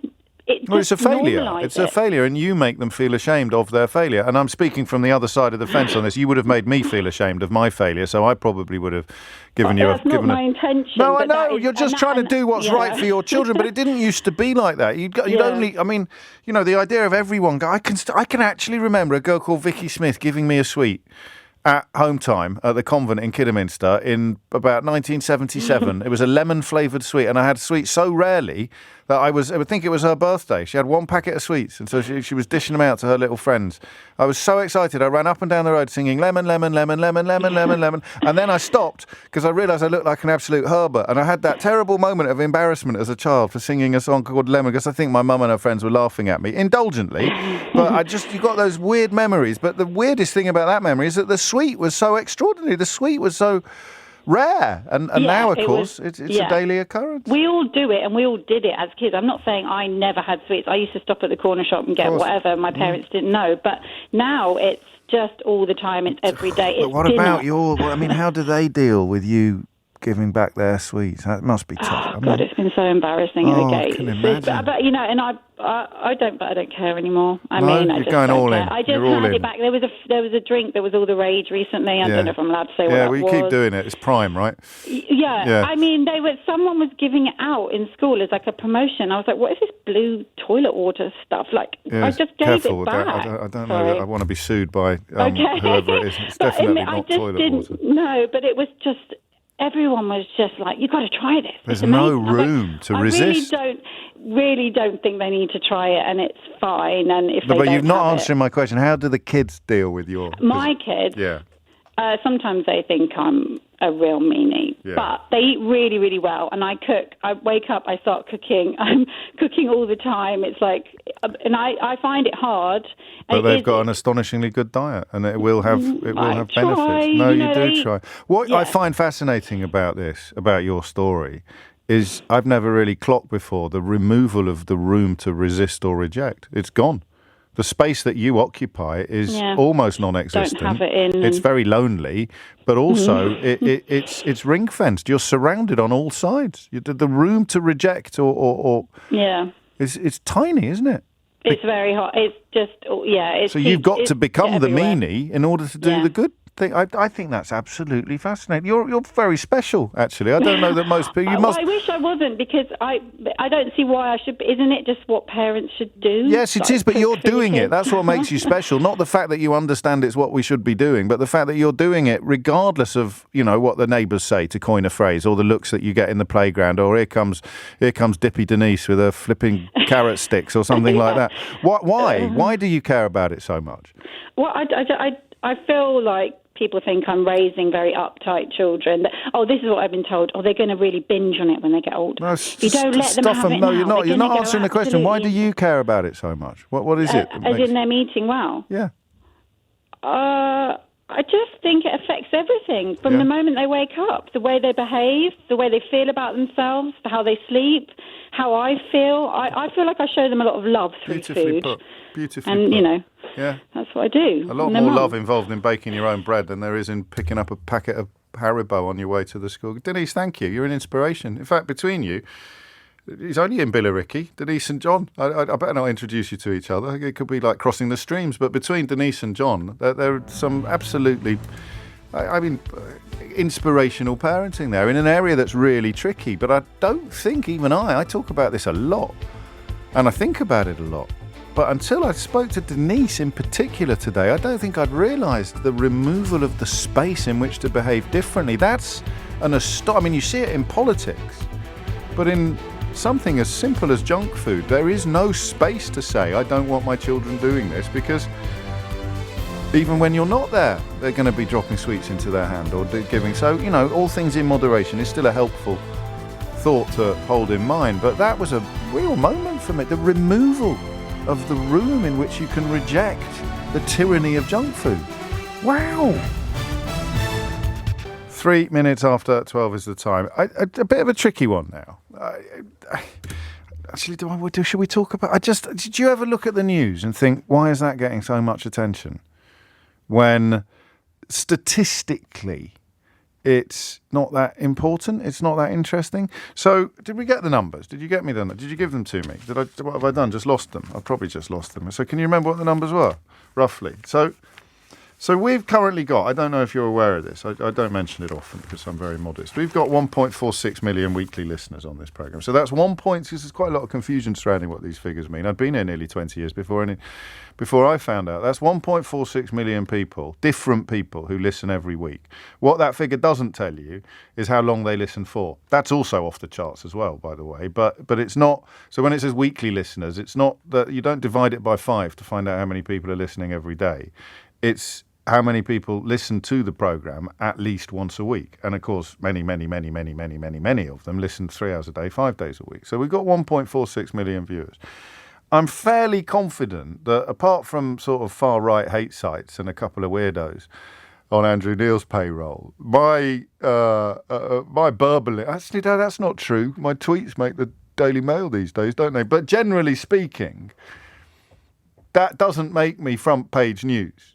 If I, for example, were to announce now my departure from LBC, it would not make front page news. I mean, I'd be interested to see whether it made any news at all. But it definitely wouldn't make front page news unless I announced it, I don't know, I was leaving LBC to marry Kim Kardashian or something like that. That might make front page news, but it wouldn't be my involvement in it that made front page news. It would be Kim Kardashian's.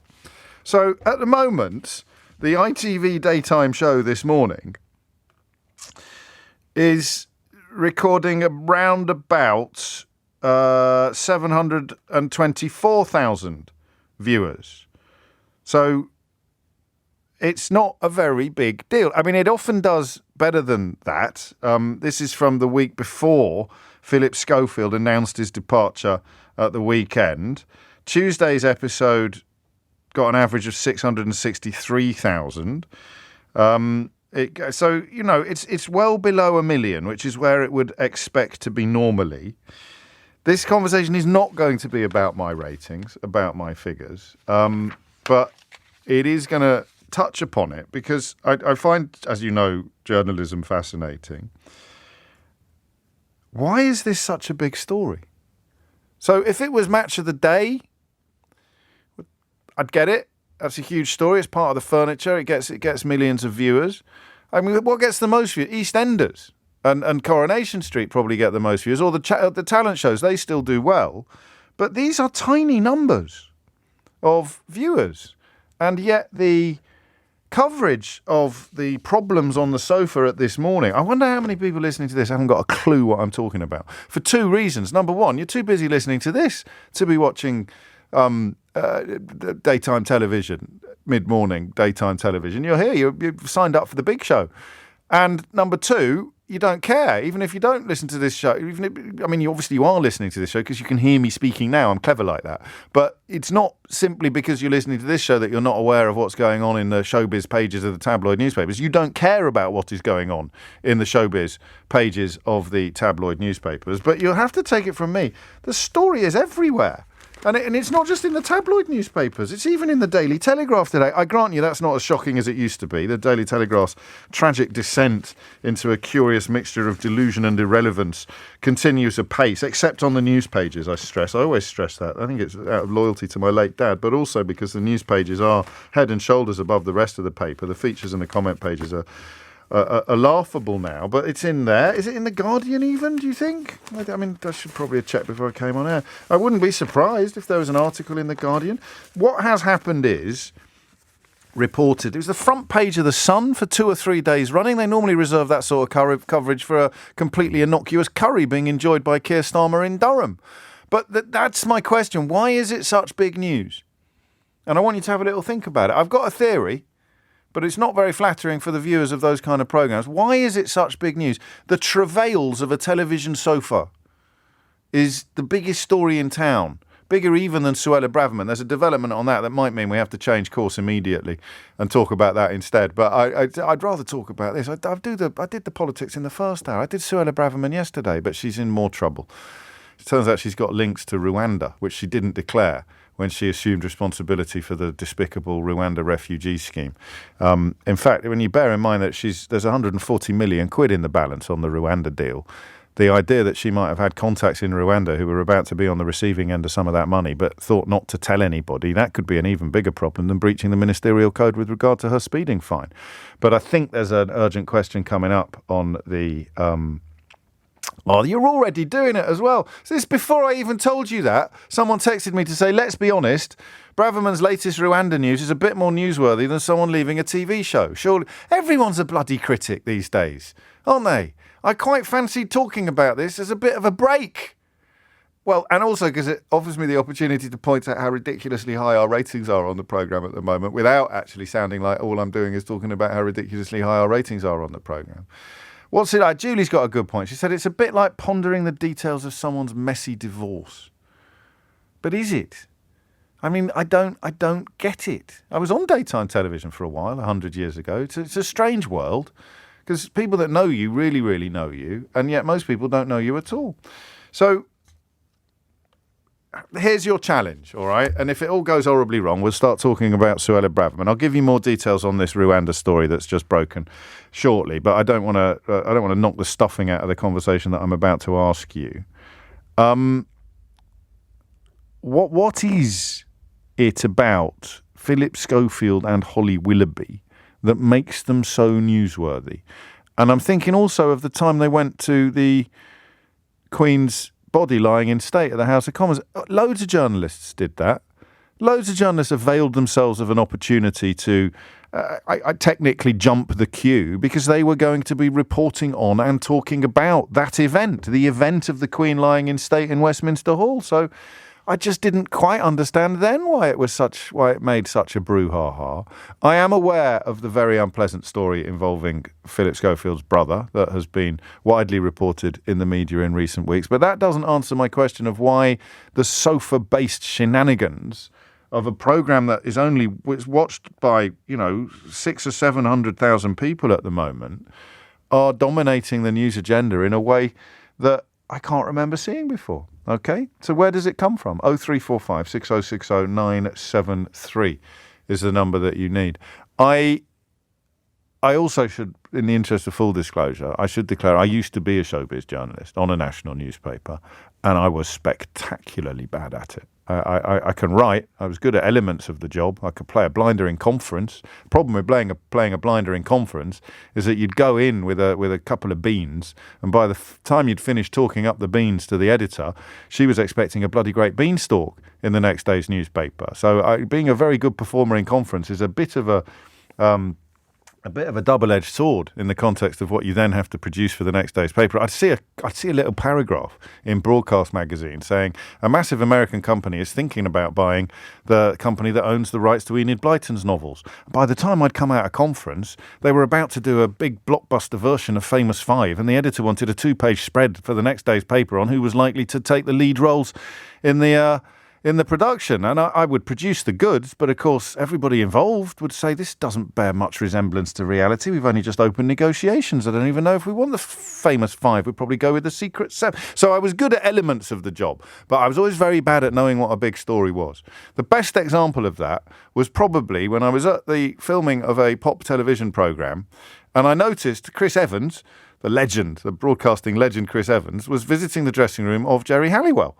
And I just thought, well, that's very nice, isn't it? They're friendly. That's very nice. And then, of course, every other newspaper the next day had front page stories about their burgeoning romance. I'd managed to watch it, see it happen firsthand, and completely miss it. So I may need a little bit of help understanding why this is a big story. 12 minutes after 12 is the time. You're listening to James O'Brien on LBC. Why is this story garnering levels of attention that I, as a former Fleet Street showbiz journalist, find a little bit baffling? Hit the numbers now, you will get through. Is it going to work, this? Is it going to work, or are we just going to be fielding things that... Well, we'll find out. The Braverman story that I will also cover this hour focuses upon a charity called the Africa Justice Foundation that was she set up apparently with Cherie Blair between 2010 and 2015. It trained Rwandan government lawyers, which means she may well have personal connections to several people who are now key members of Paul Kagame's government and will therefore be involved in the £140 million deal to send asylum seekers to Rwanda. So if the Philip Schofield topic dies on its backside, then we'll pile back in on the Suella Braverman one and see where it gets us. Chris is in Colchester. Chris, what would you like to say? Hi, James. Yes, it is a baffling one. Why it's so It's everywhere. It's everywhere. Front of the Mail, front of the Telegraph. Nadine Dorries has written an article about why she doesn't even feel a tiny bit sorry for Philip Schofield. I mean, everyone's weighing in on it, even me now.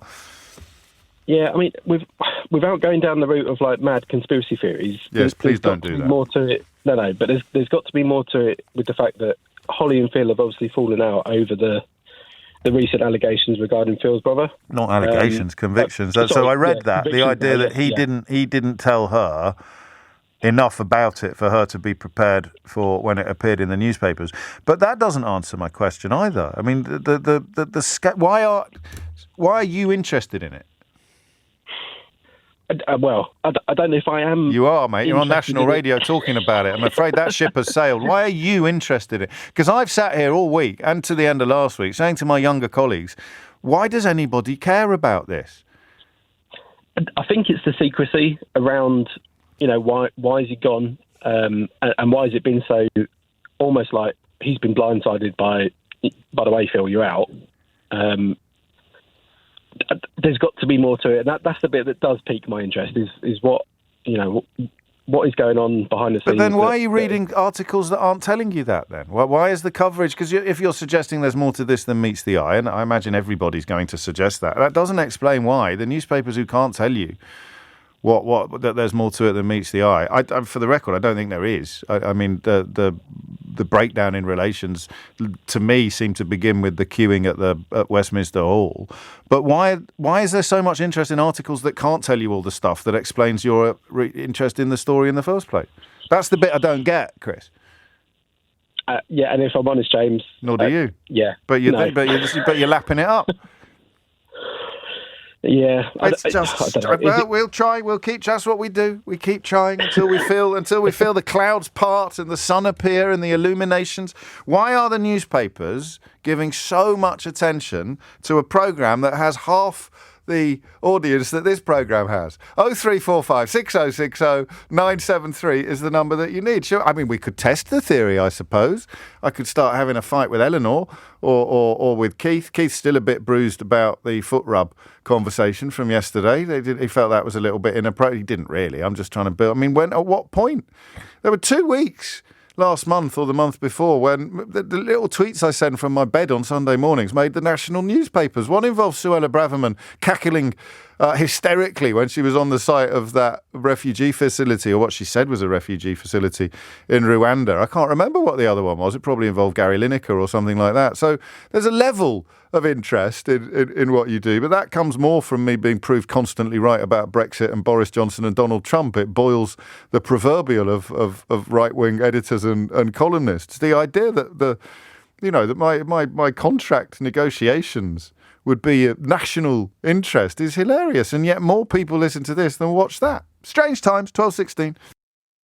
I am tempted to take the urgent question. I don't think it will be direct to Braverman. It will be to one of her minions, but Angela Rayner has let it be known she has an urgent question to ask, presumably about the beleaguered Home Secretary. If you're just joining us, there's another story regarding her associations with people in Rwanda that may well be beneficiaries of the £140 million refugee scheme debacle.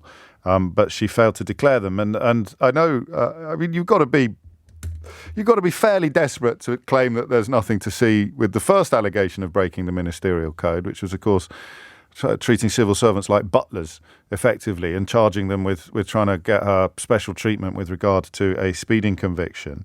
But the second one, this one, has already got contributions from 2 former standards advisors. I mean, that's got to be significant, hasn't it? Alistair Graham, a former head of the Committee of Standards on Public Life, has told The Independent, if the Rwanda policy was there when she produced a declaration of interest and did not include it, then I would have thought that could be a breach of the ministerial code. It would be a personal failure that the Prime Minister should address and may want to consult his ethics advisor on.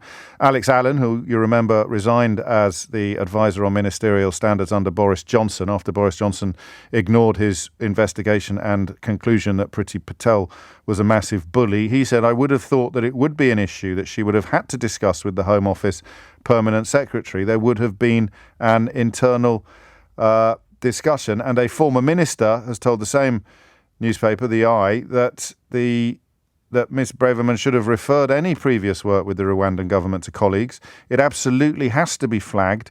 This is all part of the ministerial code, which it states, and I quote, ministers, quotes, must ensure that no conflict arises or could reasonably be perceived to arise between their public duties and their private interests. So I imagine, do we know for sure that that's what the urgent question is about? Has it been conclusively concluded? Because I imagine that's what it's about. On the other hand, it could be about Holly and Phil. Now, you think that I'm being a little bit flip talking about Holly and Phil today, but it came up at PMQs last week. It was referred to. So I'm interested in why a relatively unwatched television programme, in the great scheme of things, or perhaps compared to some radio shows that shall remain nameless, why it is of such epic fascination. And there are so many articles that aren't telling you anything about anything. Why? Some of the answers are quite straightforward. Jamie in Cheadle-Hulme says, I think it's because it's a staple of so many mornings, James. I love your show. I listen every day or on catch up, but everyone's heard of This Morning on ITV, while a lot of people who don't listen to you won't know who you are. I don't really mean compare it to me. I mean the question of there's not that many people watching it, so how can it be such national news? This is good. Philip and Holly have been a duo of top presenters on TV, variety of primetime shows. They're typically loved or hated, so Philip's fall from grace is front page news. Gossip and scandal feeds the intrigue. People wonder if there's more to reveal about this story, and it sells papers. I would understand it selling papers if they were revealing more about the intrigue, but they're not. So why are people watching it and following it so religiously when there is no information coming forward? 23 minutes after 12 is the time. Emma is in Horsham. Emma, what do you think? Emma? Hello? Hello? Well, this is going well. It is 23 minutes after 12. I think Emma was in her car. We don't take calls from people who are driving on this programme. Some serious rules have been broken. Paul's in Leeds. Paul, what's going on? Hi, James. Hello, first time, long time. Well done. This is the one of all the stuff I serve up every day, the carefully constructed political analyses and the insights and the nuggets of knowledge, and this is the one that made you ring in. I'm afraid so, and I think it ties into what my answer is going to be. Go on then. The cynic in me says that there's only one thing that the public love more than a redemption story, and that's a fall from grace of a previously beloved figure. Yes. And ultimately, the fact that there is so little information coming out about it allows people's imaginations to run wild. It doesn't have to be anything, but that means it can be absolutely everything that their imaginations can conjure, and therefore it could be more salacious than anything that is the actual reality. But is anybody really interested in why Nadine Dorries doesn't feel a shred of pity for Philip Schofield, which the Daily Mail have chosen to put on their front page today? Does anyone walk past the newspapers in Sainsbury's and go, oh, I must find out why Nadine Dorries... Well, I don't know that Nadine Dorries has ever felt a shred of pity for anybody, actually, but the specifics of not feeling a shred of pity for Philip Scott, that's not true. That's not fair. She felt enormous pity for Boris Johnson every time he proved himself to be unfit to be Prime Minister. But no one's really interested in what she thinks about it unless they're interested in everything. No, of course they're not. But then that's the other side of the equation, which is once people are interested, then there's the mad rush of whoever thinks that they can capitalise on the conversation and shove their oar in and get their 5 minutes. This is why I was such a rubbish showbiz journalist, isn't it? Really? I can't possibly comment. Well, you can if you want. I'm thick-skinned. But if the editor said I need 2,000 words on Philip and Holly, and I'd say I know absolutely nothing, boss, and she'd say I don't care, I want it, and I need it by edition today, you'd have to make some calls. You'd have to find someone who could write 2,000 words about something without knowing anything at all about it, and that is, that's quite a gift. Who's written 2,000 words today? Yeah, it's definitely a gift, but admittedly, there's all too many people with it and too willing to use it for unscrupulous and there ends. it is. But the audience, no one's disputing the level of interest, oddly. No one's saying no, that people aren't interested. The newspapers are feeding a very distinct appetite, and it is the appetite that intrigues me. Why are people so interested in this when the programme itself is relatively little watched? 0345 6060 973. Are we giving Emma another go? Are you sure? I was most unimpressed by her level of attention last time I crossed live to Horsham. Emma, what would you like to say? Well, I'd like to say sorry, first of all. Perfect. Look at that. You can tell you're not a politician. No, I'm truly sorry. I wasn't driving, but I didn't know how to work my phone, so apologies. Well, here we are. There we go. So, James, no, my two penny worth is that I think the intrigue is that Holly and Philip have sort of presented themselves over the years as slightly sort of superhuman, yes. Amazingly empathetic, and they have got this rapport with one another. And the constant giggling, they kind of draw people in. Yes. And then, in my mind personally, and this is only my personal opinion, yes. okay, when he came out very publicly and she was fawning all over him, and that was quite big news. Yes, that was nice, though, in many ways, wasn't it? It was. I think it was a lovely gesture. Okay. I have a following on social media of about 400,000, but I also admin a group that is full of, it's for homosexual people. Okay. It wasn't well received, Oh, really? And in many ways, because I think a lot of people focused on the damage that he did to his family. Yes. I think I don't actually know whether he had a good intentions. I have my personal opinion on that as well. Okay, but something happened at that point that tarnished the very squeaky clean exterior that had been in place since we were kids, remember, since Gordon the Gopher. Oh, absolutely. And, people really kind of, they sort of turned to Philip when he was sort of slightly stroking people when they were in pain on the show. And so suddenly this public perception was slightly shifted. Authenticity. And now we are, as humanity and as a human race and as a society, who I believe have become very angry for lots of other reasons, slightly enjoying the fall from grace and are waiting with bated breath for the dead just did. I'm really sorry. No. That's my second apology. No. That's absolutely fine. I mean, waiting with bated breath for the next stage of the story. 28 minutes after 12 is the time. You're listening to James O'Brien on LBC, where we are poised, I think, to cross to the House of Commons for the urgent question from Angela Rayner regarding Suella Braverman. After that, we will either pick over the bones of what transpires in the House of Commons later today, or return to this question. That was strong. I like the idea of it being somehow a fall from grace. It still doesn't, to me, explain the absolute level of interest, but there we are. 29 minutes after 12 is the time. Headlines now with Amelia Cox. It is 12:33 and you are listening to James O'Brien on LBC. Just again, reflecting upon the amount of coverage a story is receiving and wondering whether it is indicative of anything more substantial. The search in Portugal for police investigating the disappearance of Madeleine McCann is being reported very seriously. So many chapters to that saga that this one, the police must be confident that they have some new information or some new intelligence. The lake has been searched before, but I'm just looking at that, the way that.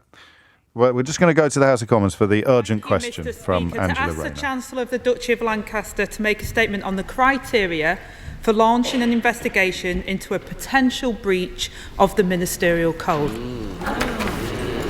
Minister. Thank you, Mr. Speaker. The ministerial code sets out the standards of conduct expected of ministers and how they discharge their duties. The code is the Prime Minister's document. However, ministers are personally responsible for deciding how to act and to conduct themselves in the light of the code, and for justifying their actions and conduct to Parliament and the public.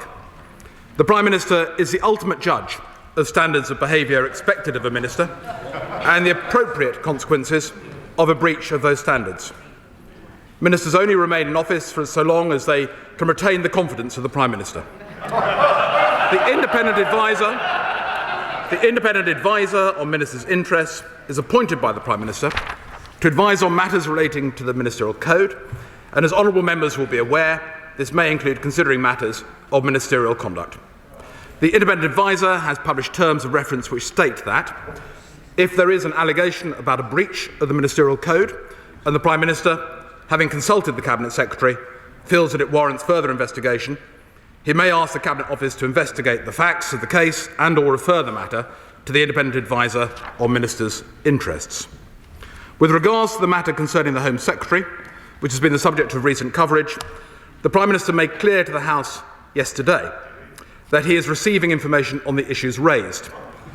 Since returning from the G7, the Prime Minister has met both the independent advisor and the Home Secretary and asked for further information.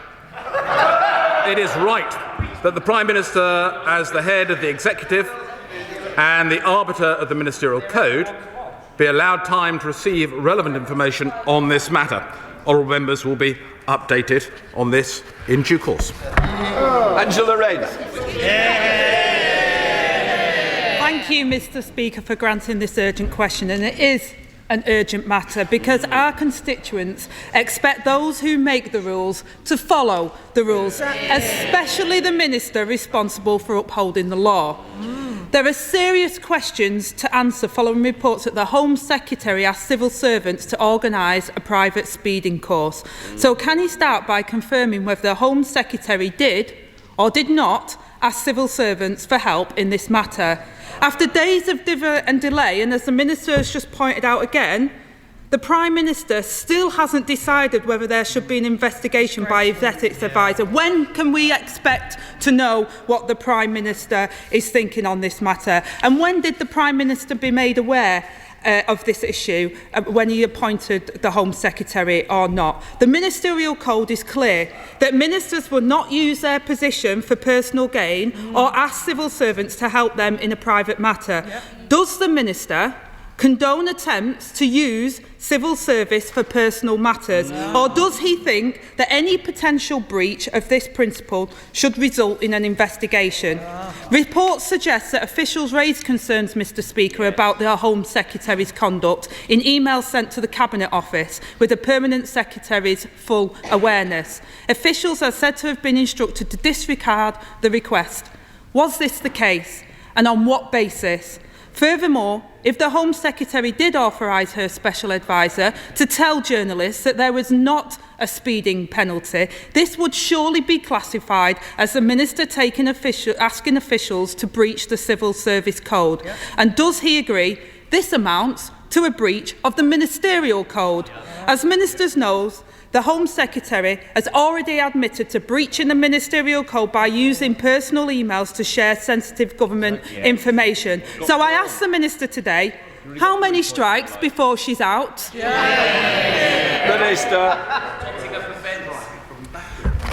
Thank you, Mr. Speaker. The Right Honourable Lady has made a number of contentions there, and I'm not, Mr. Speaker, going to get into speculation about the events in question. The Right Honourable Lady will have heard the Prime Minister being very clear yesterday. He was informed of these issues whilst on service of the country in Tokyo, the G7. He was in Japan at the G7. He has returned from the G7. He is gathering the information. What you know of the Prime Minister is that he will deal with these issues properly and professionally. But the first point of that is to gather the information required on which he can take a view. And that is what he is doing. Sir Jeremy Wright. My right honourable friend will recall that the Committee on Standards in Public Life, when I was a member of it, recommended that the independent advisor should be able to initiate their own inquiries into breaches of the Ministerial Code, should be able to determine whether there was a breach, leaving, of course, properly sanctions for the Prime Minister to determine. That has several advantages. It gives the benefit of a decision being taken at arm's length from government, and if I may say to my right honourable friend, it would also mean we will have fewer occasions such as this, and he'll have to answer fewer UQs like this. Minister. Thank you, Mr. Speaker.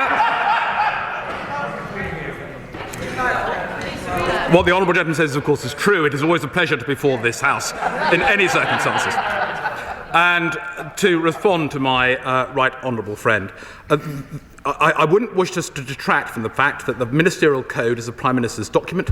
It is a code as to how the Prime Minister expects his ministers or her ministers to behave in a set of circumstances. The Prime Minister is the ultimate judge of that Ministerial Code. I believe the first independent advisor was appointed in 2006 to have a role to support the Prime Minister in that function. And I think we must recall and remind ourselves that it is actually the Ministerial Code is the Prime Minister's document, and he needs to be able to take decisions on the back of it regarding his ministerial team. SNP spokesperson Kirsty Blackman. Thank you, Mr. Speaker. Mr. Speaker, this is a descent into absolute farce. Instead of professionalism, accountability and integrity that the Prime Minister promised when he came into office, we are faced with calamity, chaos and corruption. The MP for Uxbridge continues to be investigated. The MP for Stratford-upon-Avon had to leave Cabinet in disgrace, and we are seeing revelation after revelation about the misdeeds and wrongdoings of the Home Secretary. First, the request to organise a personal speed awareness course, and today the revelation that the Home Secretary did not disclose her extensive work with the Africa Justice Foundation, 19 alumni of which are now in senior positions in the Rwandan government. Mr. Speaker, how can the Prime Minister continue to pretend that he's presiding over a government with anything other than their own personal interests at heart? Isn't it the case that the people of Scotland, and indeed all the people of these Isles, would be better served by politicians who actually understand and stick to the principles of public life and the Ministerial Code? Will the Prime Minister ensure an investigation is undertaken into all of the alleged Ministerial Code breaches? Mr. Speaker, what is the point in having a Ministerial Code if ministers simply ignore it? Minister. Thank you, Mr. Speaker. As I said earlier, Mr. Speaker, there is information being gathered, and that will be the first point to determine the next steps beyond this. It's always interesting, though, to hear from the SNP about farcical situations with ethics, and the one advantage of a camper van is, I suppose, it doesn't go very fast. Sir Julian Lewis. Thank you, Mr. Speaker. I have no first-hand knowledge of this particular case, but does my right honourable friend the Minister agree with me that there is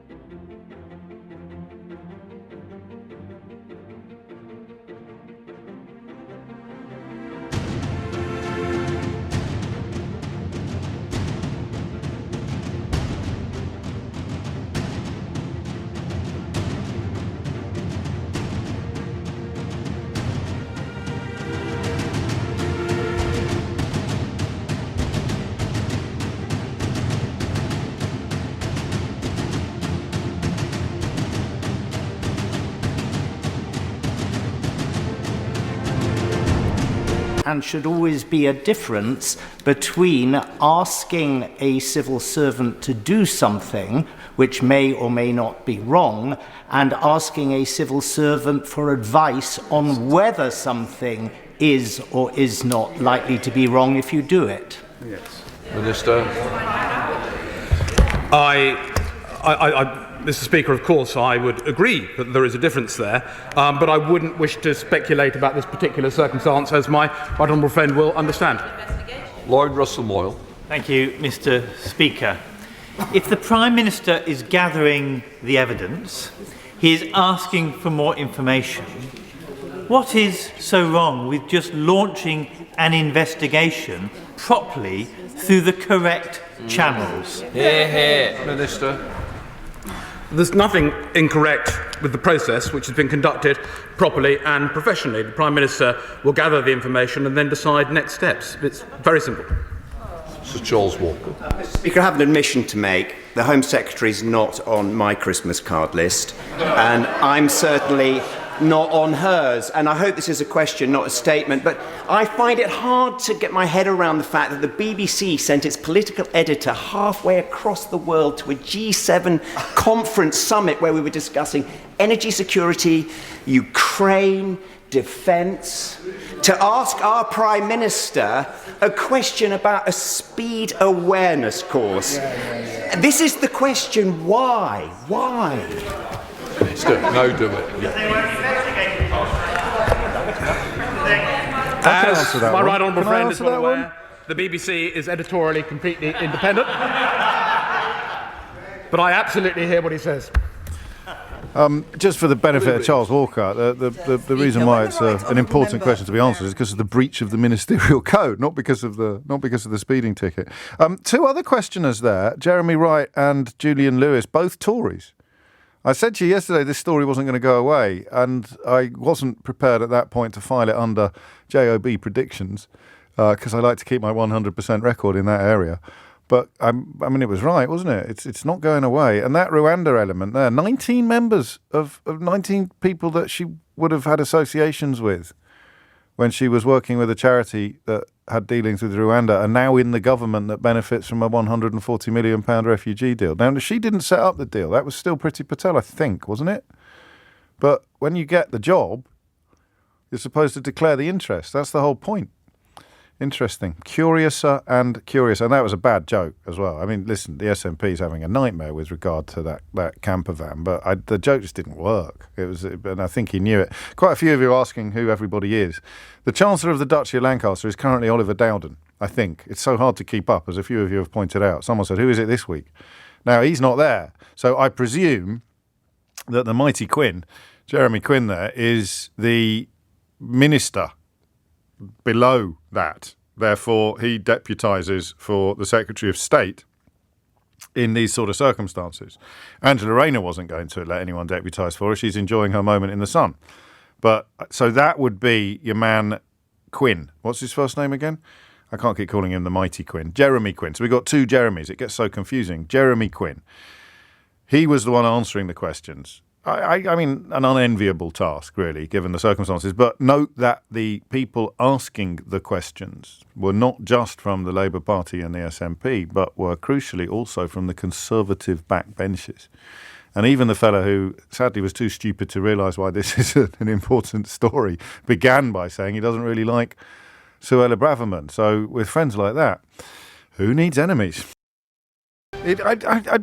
Honestly, that Charles Walker guy intrigues me. Was he too stupid to understand what the issue is, or is he just going full footballification? Because I have seen some people on social media, I wasn't expecting to hear it in the House of Commons, but that's because I'll never learn, sort of so desperately trying to pretend that this is actually about a speeding ticket as opposed to a breach of the ministerial code, that you sort of presume they're all either just blinded by their bias. You just presume that their scarf is tied so tightly around their neck.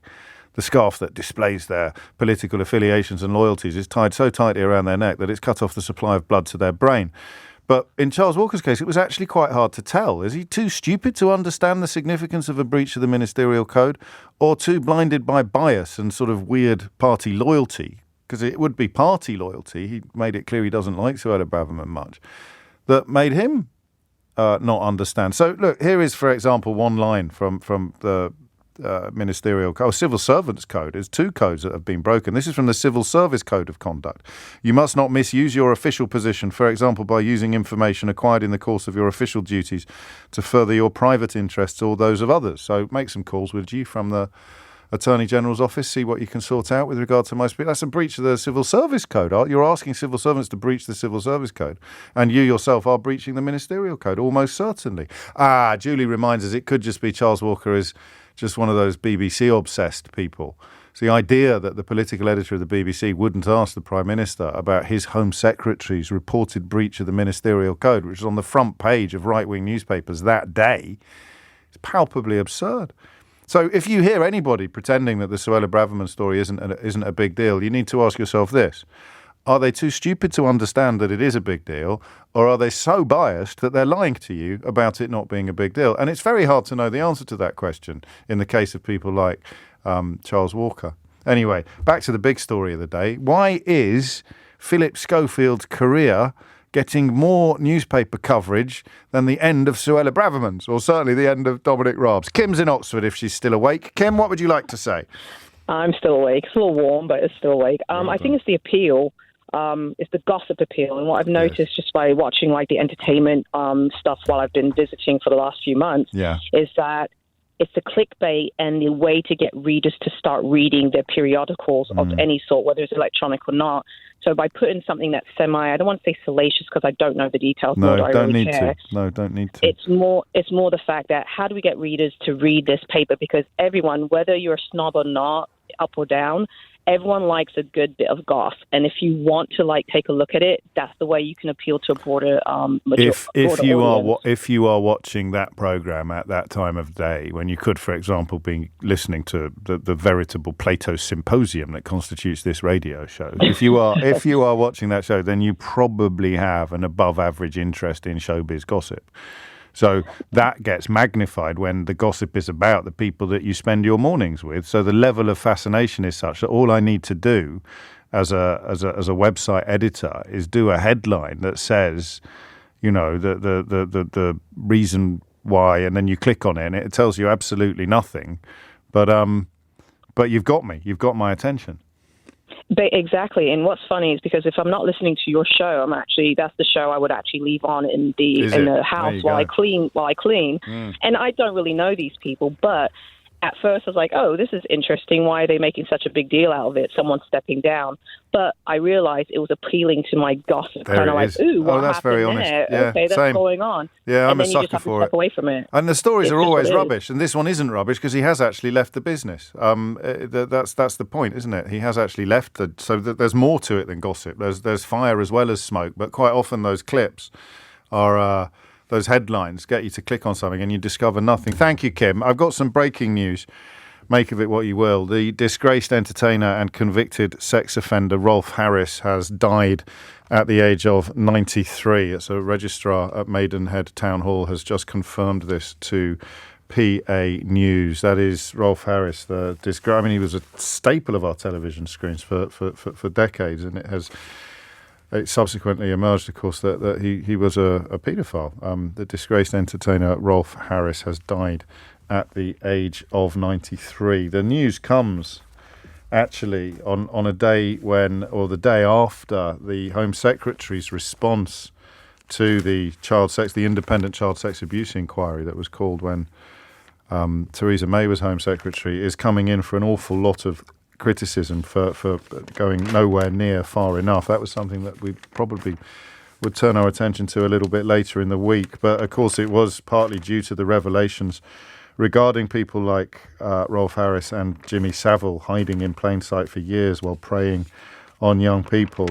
It was partly as a consequence of those revelations that inquiry was called. But I know that our friends at Mandate Now and some other supporters of IICSA are unhappy with what transpired yesterday. The final report published last October called for fixed-term compensation schemes for victims who'd been let down by institutions in the past. That will be introduced in England, but quite a few of the other recommendations that Baroness J and her colleagues called for in that child sex abuse investigation are not set to appear anytime soon. It's a horrible business, it really is, but important not to take our eyes off it.